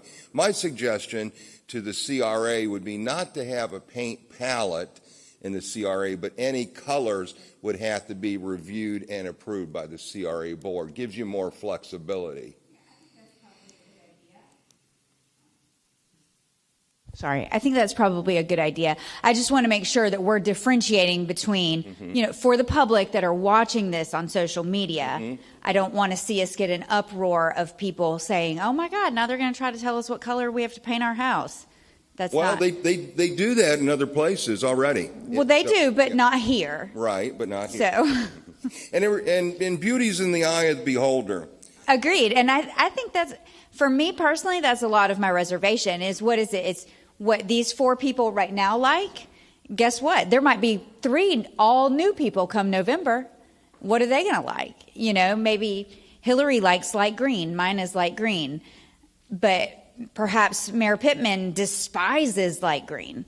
It's real objective. So I think, anyway, just wanted to make sure we're differentiating between the CRA zone and residential that's not in that zone. I wanted to refrain from so much of my personal experience, but I'm going to go into this while we're on paint. My stepfather lived on, he's passed away now, on Palm Beach Shores, which is Singer Island, Barrier Island on the East Coast. He was out of town for a while. I thought I wanted to do something nice for him. So myself and a friend of mine who's a mural artist, we repainted the front of his house in what you would call Key West colors, tropical colors, pink, turquoise, blue, green. Oh my God, I loved it. He came home, he about lost his mind. He said he made some derogatory comments that it looked like something that some different ethnic groups in the islands would paint their houses, Jamaica or Haiti or something, and it didn't fit with him. He's an old man in his 80s. Oh, it was beautiful. And then, unbeknownst to me, a few weeks later, he had a local guy come back and paint it all white. So it's in the eye of the beholder. I loved it. He wasn't ready. Let's move on. This is on, well, let's move on. This is on a board, like a little tiki hut to the north of the Clewiston Inn across from Civic Park. I think it could use some improvement. What's put on there could be maybe a zoning map. Sometimes we have a map over another map. The old map wasn't taken off, the new one was put on. So, the golf course, 1929.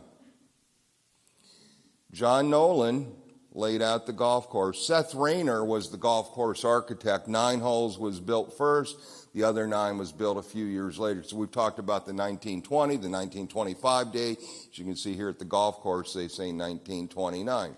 I've played that course a number of times over the years. I stopped in there yesterday afternoon. What do we see here? The ice machine, I golf, I'm on a lot of golf courses.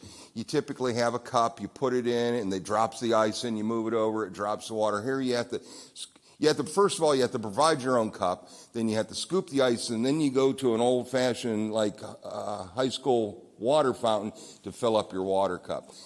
Golfers need water when they're out there. I've made the suggestion that it needs an upgraded ice water. The golf course is not in the CRA right now. The estimated cost of that is about $400 a month to lease it from the company. Mayor Pittman, is this your affiliation? Okay. There's some signs that need to go, in my opinion, and some signs that need to go. This is in Civic Park. So this is what we call an off-premise sign. It's advertising an entity not on that property. It really, if this church has a sign there, this restaurant's going to say, why can't we put a sign here too? So this is an off-premise sign. Yeah, real quick, this is one of those unwritten policies from years ago that we, the commission, and probably the commission before me, even way back, just made an unwritten policy. If a church adjacent or close to the highway within a few blocks, they're allowed to put a sign for free. I don't know if that's on the right-of-way or just inside the right-of-way. I don't remember. It looks like it's inside the park boundaries. Yeah, so that's where that came from. I wonder if that brings you any more attendance. Probably not. Yeah, and not from the pass-through traffic. It's a Sunday, I'm on my way to Fort Myers, I better go to church. We're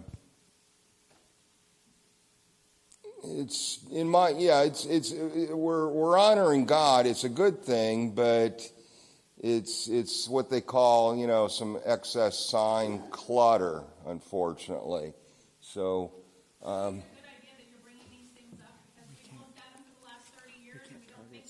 yeah.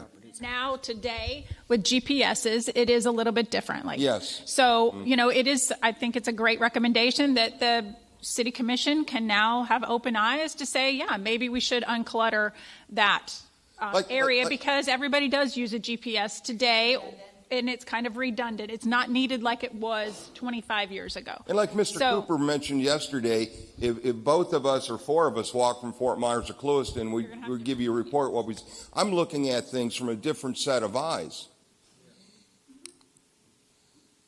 Don't even say it. Get home and pass that picture. I bet you'll play. Nice job, huh? Nice job on this building.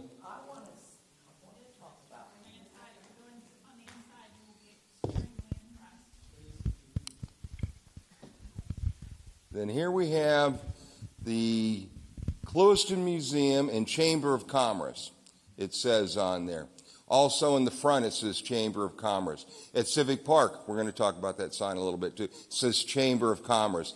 No disrespect to the Chamber of Commerce. I think we all know where the Chamber of Commerce is. The pass-through traffic, I don't think is going to the Chamber of Commerce. My suggestion is, on the face of this, it just say Clewiston Museum. No. The pass-through traffic is 100% going to the Chamber of Commerce. Okay. It's I worked in there for 10 years or so, and now Brenda works in there. The foot traffic that comes into the Chamber of Commerce and the Clewiston Museum is, my best guess would be 96% non-native. Okay. Yeah. You know better since you were there. You Yeah. were the executive director for 10 years. Yes. What do you think about shrubs in front of the trucks there? That definitely has the worst parking. It is terrible. look for all these buses that come in for all these tourism. It is like a snaggle, rotten tooth parking lot. I can't stand it. I think that shrubs to act as like a visual barrier would be very beneficial. Also, from my time there, I can tell you the parking situation on Central, like right in front of the chamber, there's a weird lip in the sidewalk that is a fall hazard, like literally a fall hazard. We've had to deal with that before. There's a lot, and somebody just mentioned like the museum would be a perfect spot for a mural. I think there's a lot of opportunity to make that prettier and more attractive to the visitors that are ultimately going there anyway. Yeah, that would be a choice place for a mural on that facade there. Here we go to the famous sign.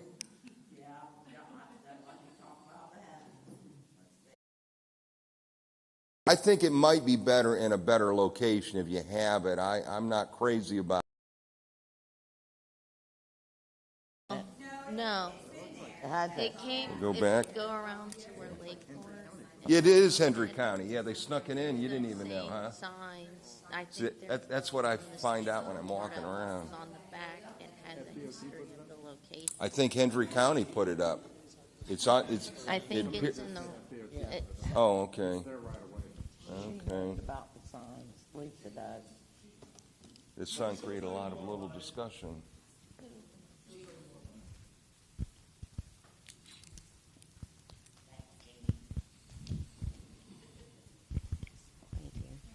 So my understanding is FDOT owns some of that property there up until a certain point. It's like an easement type, but that's owned by FDOT. So they essentially put that sign there. Or they allowed it to be put there by Hendry County or something. I was informed that. Well, I would do that. Don't be driving by right now. Oh, that sign's gone. What happened?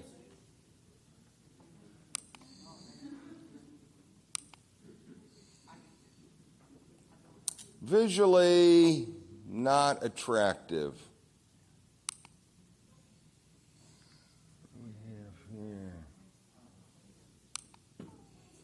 Oh, here's Bond Street. Beautiful Bond Street. Bond Street may one day be pedestrian only. See, Bond Street versus Ventura, which is part of the downtown, in these places like Boynton Beach, where Leslie and Chris were recently, Delray Beach, where you have these old historic buildings close to the street, create a walkable, pedestrian kind of environment and feel. Ventura does not have that same feel. This ice machine would be the limit of what I'm suggesting for the repainting. And this ice machine building, I would suggest, have a mural on it too. It's right in the heart. Any opinions on that from anybody else? No.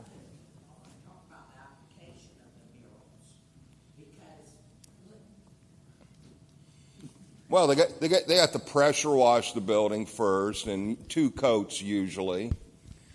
No, that's not where I'm going with this. We had it's very difficult to get an mural artist. My daughter worked so hard and long.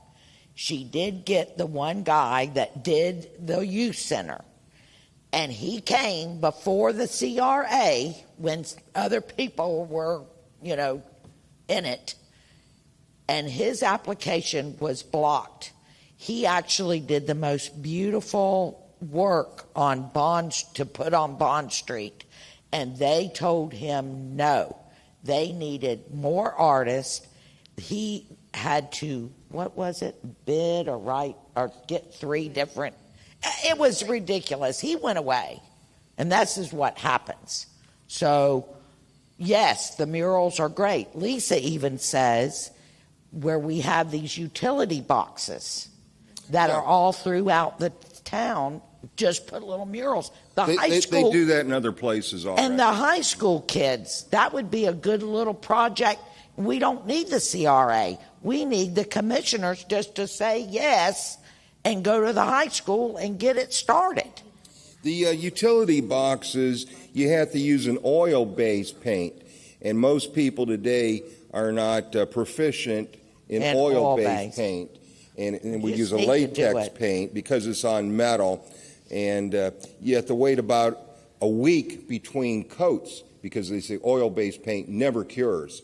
Do you know some people? I know people. I know Okay. people. Let's get it So what down. they're doing on utility boxes are wraps. Yes. Maybe you've seen on cars. So they've gone to that rather than oil-basing paint. But I have mural artists. I So know. we got to get some help here because in 12 months, I'm going to be flying back over to these commissioners and the CRA going, okay, it's been 12 months.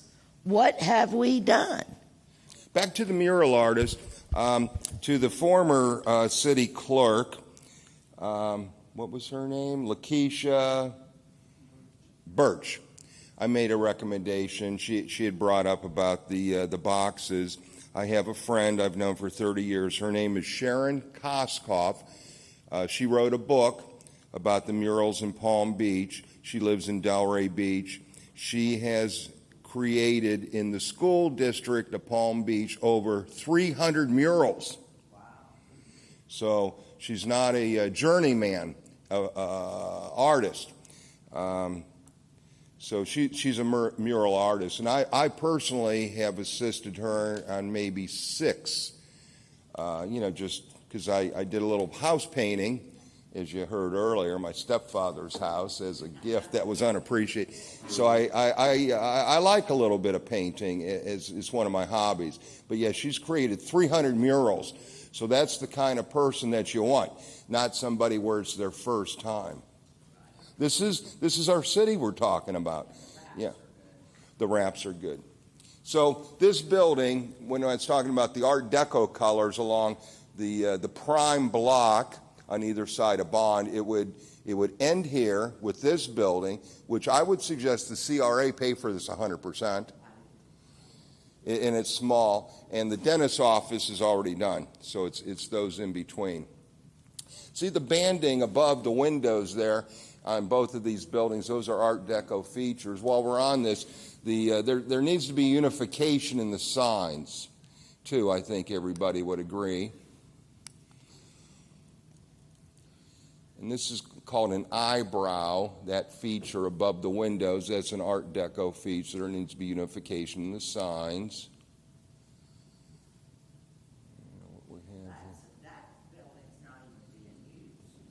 Oh, so we talked about this yesterday. I made this suggestion before here in Clewiston to some of the staff and decision makers.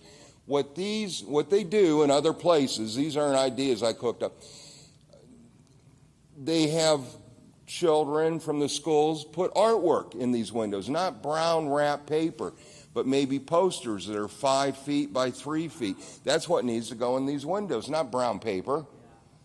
So you have the artwork there, and people go, is it open? Is it not open? Well, it's not open, but it looks good anyway. We go by, well, it's not open, and it doesn't look good. So that's my specific recommendation. There's a number of buildings in Clewiston, Sugarland Highway, that have this brown paper in the windows. That needs to go immediately, Mr. Cooper, and have artwork in it. There's a better solution than this.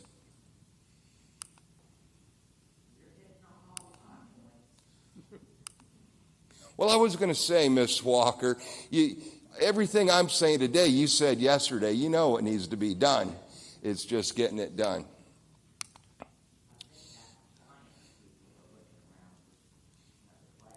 There's a number of buildings that have these flag mounts on them. This is the spa on the west of Bond. This is an idea. It's up to the decision. But both of these blocks, we could have 5 or 7 flag mounts, and you can fly the American flag every day. Or the Clewiston flag or something. Yeah.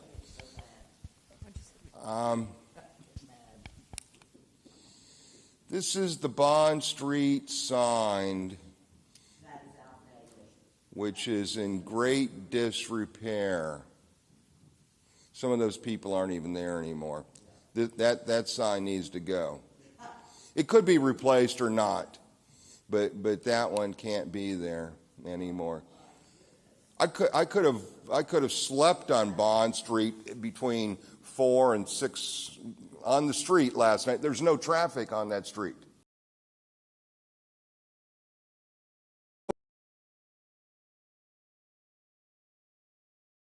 Yeah, but it's very, very quiet, but it's beautiful. The pavers are good. You got some good streetscape furniture there.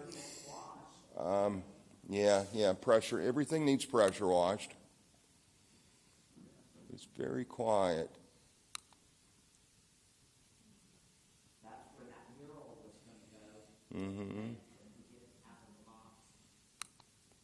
This is where the mural needs to go. This is a location, and I would suggest the CRA fund the mural on this face 100%. It's not part of the facade improvement grant. The mural is something that is for the city, not for that specific property owner or building. And we can see that this side of the building is in great disrepair. We're not painting the whole building, but just this with the mural. Replacement of the signs, replacement of trees. Mayor Pittman. City, it is. So what type of maintenance program and who monitors that maintenance program with regards to Bond Street? Because if we are talking that is the heart, just like Civic Park, that's what everyone sees are those areas. The city, that's the city's right of way. Okay. Can you chime in on that, Mayor Pittman?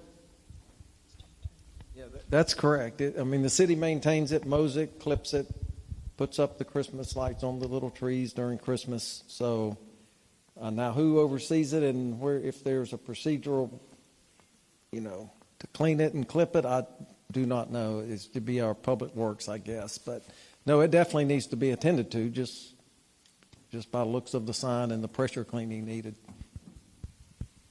Thank you, sir. Previously, I noticed there on Bond Street, there's light poles with these two horizontal fixtures for flags, seasonal flags. And I kept saying to Chris Cooper and Leslie Almond, I said, there's no flags up, even yesterday. No flags, no. Well, I found flags yesterday. The flags are flying. And they do this in many, many cities, here. Lake Wales, Delray Beach, Lake Placid. And we see how they can be changed seasonally. I've seen these vacant before, but now we have these decorations. That building looks good. I think that building. I've heard there's offices on the second floor. Is that correct? Apartments. I think this would be a good place for offices because I heard there was like a shortage of offices in town. What this purpose of this sign is, it's still affixed to the ground. They have a digital sign. America's Best. I call it America's Worst. It's America's Best franchise is a step below Best Western. The Clewiston Inn needs to be saved. You can't bulldoze that. I wouldn't mind. I actually wouldn't mind personally being involved in that. I told Brandon Thomas U.S. Sugar needs to buy it back. It has to be saved. It's going to be in 20 years your crowning jewel of Clewiston. It'll come back. So here we are on W.C. Owen, everyone's favorite fine dining restaurant. No? Yes? No? Next corner. Very nice inside. It's a whole different scene on the inside than it is on the outside. my suggestion would be for the CRA to totally fund, because of its location, this building. He's got a couple flags here too, the painting and a unified signage program. And that's what I have about the CRA right now. Thank you. Thank you. Any questions or further discussion from me? Well, I guess I did a good job if that's it. Thank you so much for this opportunity.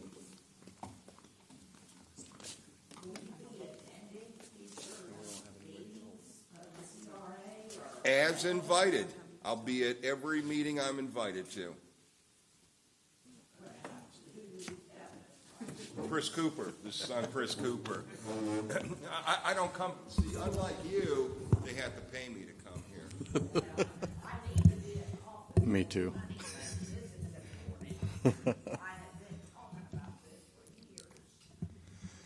So, we have lunch coming. I thought I saw a hand raised. We have lunch coming. Actually, I want to give a huge shout out. Jalapenos. I asked them for a quote yesterday for lunch, and then they came and told me, asked me what time we needed it here, and I said 11:30. Give me a price, and they said we're donating it. So Jalapenos, our local restaurant, is donating our lunch today. So anybody wants to go support Jalapenos, they're supporting us. You need to paint their building for free too.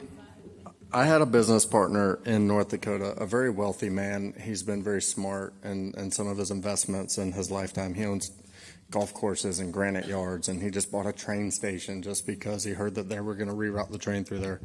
Very, very smart man. I learned a lot from him in the business world and in the investing world. He told me one time something that stayed with me forever. It's actually a biblical principle. We don't own anything. We don't own our title. We don't own the piece of property that we live in. We don't own the piece of property that we run business out of. We're simply stewards over it. We're going to have it for a very short period of time, and then we're going to pass it on to somebody else. We're not going to be around forever. Our positions that we hold, our office positions that we hold, our positions that we hold for the city in our community, we're simply stewards over that position. Somebody else is going to hold that position later. So what we do with it in the time that we have it is the mark that we're going to leave. Are we going to leave it in good hands for the people that have it behind us? Or are we going to destroy it or neglect it in the time that we have it? I am honored that I was trusted to steward your planning and zoning, your building, and your CRA department, as well as our commissioners and our committee members. We're honored that you trusted us to serve in this position. I'm getting a horrible hiss on this thing. Say that to say this. We need to work together. We don't need the burden of that stewardship to fall on any one person. There's times where I need help, and there's times where you need help, and there's times where the commissioners need help. As a community, we come together. We don't bear the burden of that stewardship alone. We share the burden of that stewardship. There's certain things that have been mentioned and ideas that have been kicked around, and my job in the stewardship that I have is to make sure that what we do, number one, it's productive. Number two, it's legal. There's been some stuff that has been mentioned that I simply can't do anything about. These CRA funds have to stay on that blue dot. We can discuss it, and we can let that move into another discussion, but whether or not it's relevant to the CRA is where I have to decide, does it fit, does it not fit? And then I take it through the process to get it where it needs to go. But at the end of the day, I'm just a steward. I could be gone in a year. I could be gone in 3 years or 5 years. I want to run this for you in the way that you tell me to run it. But at the end of the day, I'm just a steward of this program that the city has. I think it's an incredible program. If we work together and if we keep this momentum, I'm so excited that you're excited. I'm excited that we're getting public participation. I think that in a year, 2 years, 10 years, you will look back and say, man, the CRA really did a great job. I think that some of the frustration is going to be removed and the excitement's going to continue. But what I'm asking is that we share the stewardship burden together. We're going to take a break for lunch. Food will be here in about 12 minutes. And then we're going to pick up after lunch, and I want to pick back up with public comment. We didn't anticipate doing public comment today. Yesterday was public comment. Today was information. We kind of rushed the information because maybe I should have done it backwards. Maybe I should have done information yesterday, which would have led to more discussion today. So we arranged some things to open back up for public discussion after lunch. We're going to be going through the emails and looking and seeing if there's anything that needs to be answered online. Even once this is over, we're still available. You can still come to our office. You can still talk to us. This isn't anywhere near the end of it. This is honestly just the beginning. There's a lot of conversations that are going to need to be had. Stay in touch. If you have any questions, please feel free to put them online. We'll get to them after lunch. If you're not here, we're getting free food. Goodbye. Hey, real quick comment. One, while we're waiting on the food, something that helps me as a commissioner, and I'm sure it'll help you as running the department, is to prioritize. Yes. We have a ton of ideas, right, from pressure cleaning to murals, but if you prioritize what you think would be the best for the city now, then even if it's something small that only costs $100, at least we can start crossing things off the list and people can see.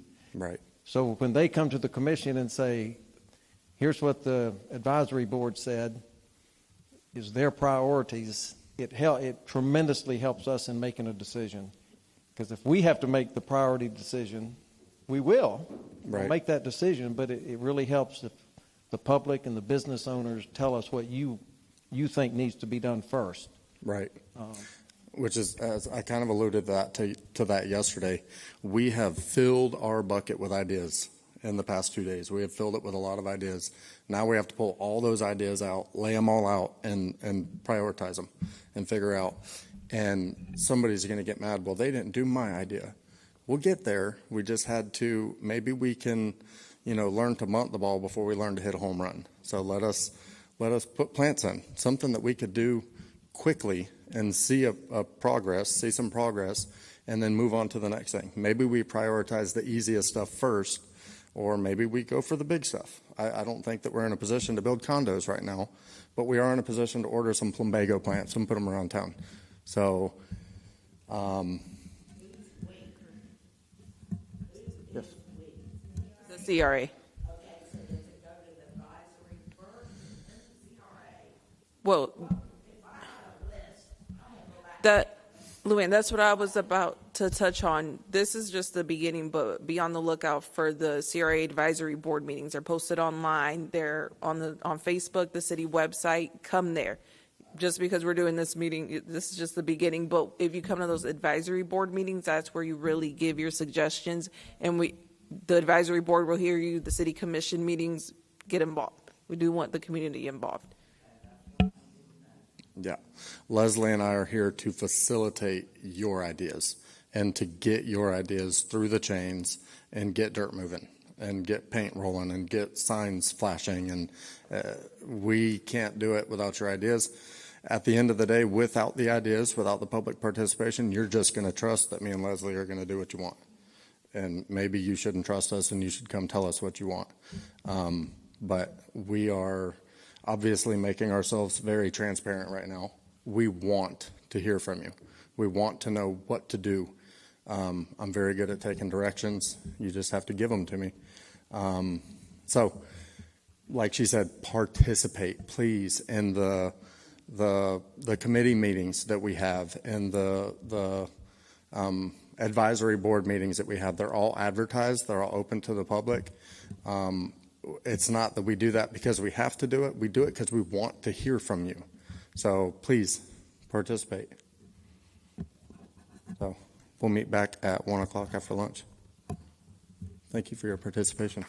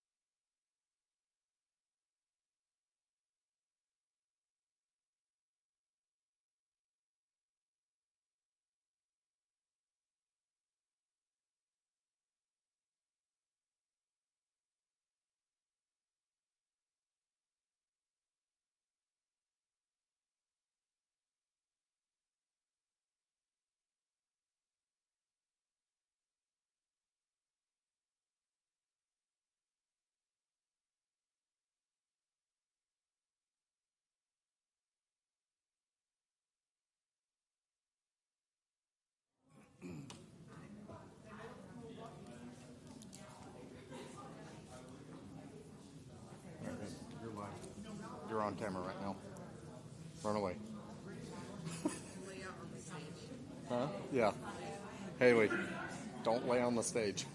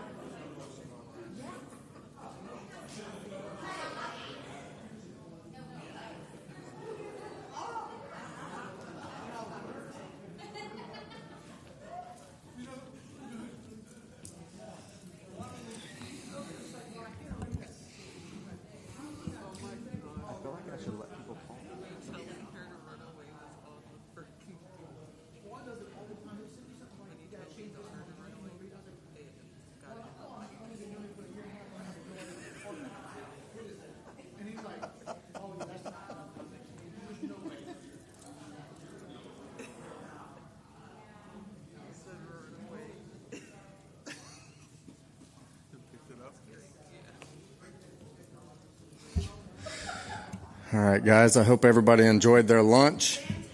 Fantastic. Shout out to jalapenos. Thank you, guys. That was... So, we have looked over our email that we put out this morning. We have had no questions. We've gone through Facebook. I think we've covered... Where's Leslie? I think we've covered everything on Facebook that was asked. Anything to do with the CRA, we've covered. So I want to open up the floor right now for anybody's questions that they have. Questions, closing statements, anything that you would like to say to be heard before we close out.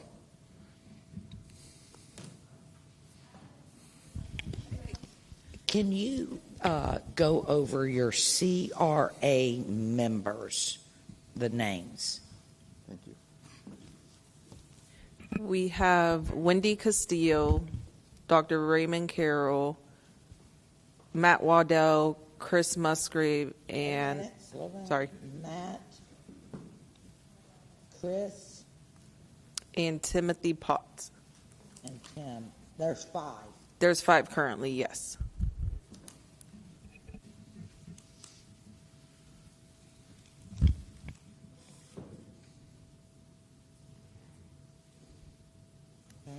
When's their next meeting? We were just discussing, we're going to send an email out and try to land on we haven't had a meeting in a while, so trying to get everybody reconvened and try to land on a date. And we need to make up our mind if it's going to be a workshop to discuss everything that we've gathered or actually hold a meeting. The difference is you can't vote on anything at a workshop, but you can vote on something at a meeting. So we've got to discuss whether we're going to hold a workshop and discuss what we've gathered here, or if we're actually going to schedule a meeting and try to vote on something to advance up the chain. May I suggest because I was on that CRA board, you need to have scheduled meetings for the next 12 months. Which we will. You want, well, I'm telling you, I'm going to be watching because I'm going to come back here. I believe you. You got to take it down to quarters, but instead of this free-for-all, well, we haven't had a meeting in a while, so we're going to have one next month. But I think, like you talk about the tiers and the phasing, maybe do one every 30 days for 90 days, and then you can spread them out a little bit. But you're going to have to get off to a running start. I think there should be a schedule. Then that way I can book my life around maybe showing up Right. Well, which is what we want. We want public engagement at every meeting, ever. But I don't want to have to go online and look Right. to see if there's a meeting scheduled. No, we're going to land on a, whatever, second Tuesday of every month or second Right. Thursday of every month. And that's what it's going to be in perpetuity. And then the only thing that you would ever have to keep your eyes peeled for is if there's nothing on the agenda, whether it's canceled or not. Okay. But in perpetuity, it would be whatever we land on is what it's going to be on. That was good information, the difference between a workshop and a meeting. I did not know that. Okay. Excellent. Yeah. Anybody else? Closing questions? Closing statements? I have one statement.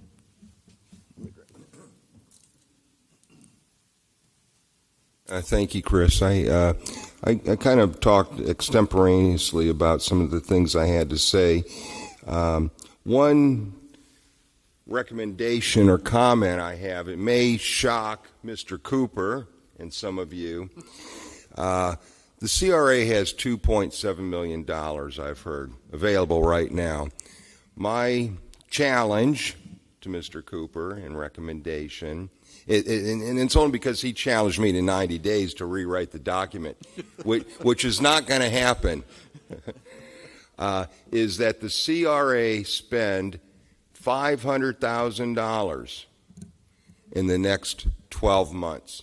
Are you going to see a difference with the $500,000 of investment in this city? I think so, and it's not your entire budget.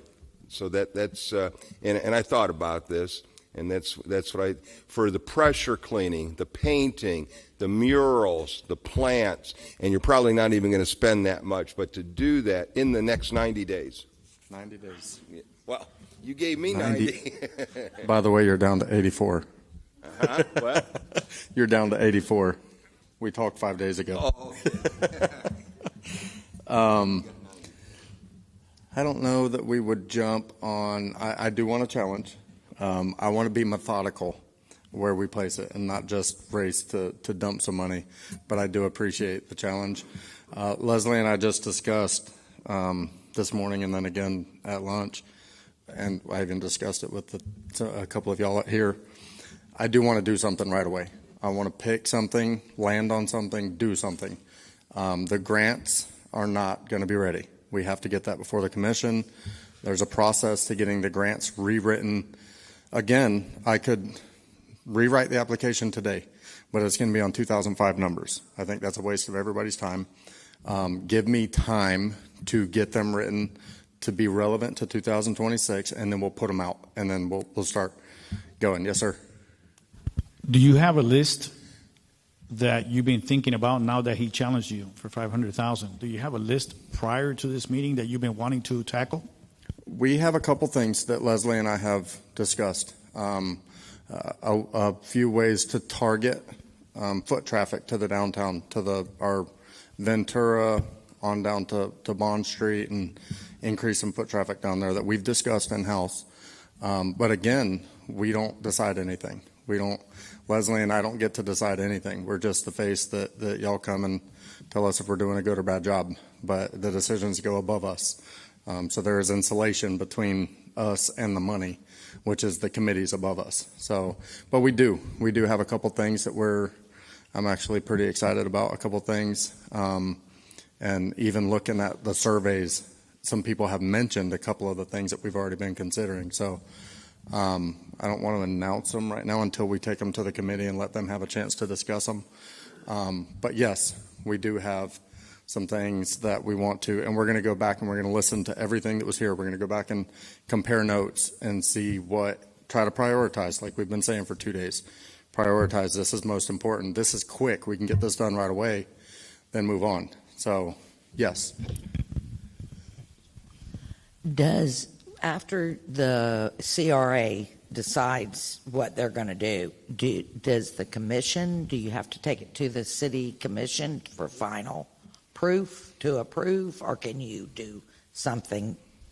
How does that work? I approve nothing. I Okay. do not approve anything. Well, I meant, or the CRA, can they do things There's without? a CRA advisory board. Even they can't do anything. So it is the final. The way that it's set up is so that there's accountability. Behind every nickel that comes through, you can't point at one person and say, why did you do this? There's accountability at every step of the way to get to that money being released. There's accountability. So the final say, the final gavel drop is with the commission. Okay. That's what I thought.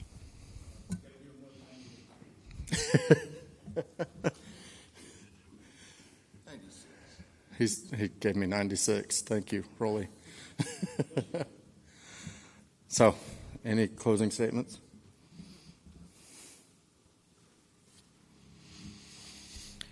I would just like to say we would like to see change. I know a lot of people see Chris and don't recognize him. Even when he first came, me being here, like, who is this guy? What's he going to be like? I will say he's made a very positive impact on me. And he does have the best interest of Clewiston at heart. If you ask me, Lorraine is new to our department. She's in the back. She's been a big help. She has gotten all the food here. Everything you see today, she has had a big part in it. And I want to say thank you to her. She's been a great asset to our department. And there are a lot of new faces in the building department. But we do want to make positive impact around here. We see a lot of comments, Clewiston doesn't have this, Clewiston doesn't have that. I think we have we do the best that we can with what we have. We have great recreational activities. Our schools are doing great, and we just want to move forward and do a little bit more. That's it. Thank you, everybody who came and participated, especially the ones of you that showed up. We appreciate it. So I could say this. Every pyramid, every beautiful monument, every bridge, everything that you've ever looked at and admired that made you feel small started with an idea. Every single thing that you've ever looked at and thought, that's the coolest thing I've ever seen, started with an idea. Today we filled the room with ideas. Now we take a step back and we look at the ideas and we put them in motion. I don't want to look back in 5 years and say, you remember whenever we had that one really good idea? I want to be standing on that good idea in 5 years, talking about what the next good idea is. So be patient with us. We're going to move as quickly as we legally can, but buckle up because I think that we're fixing to start making some pretty big changes.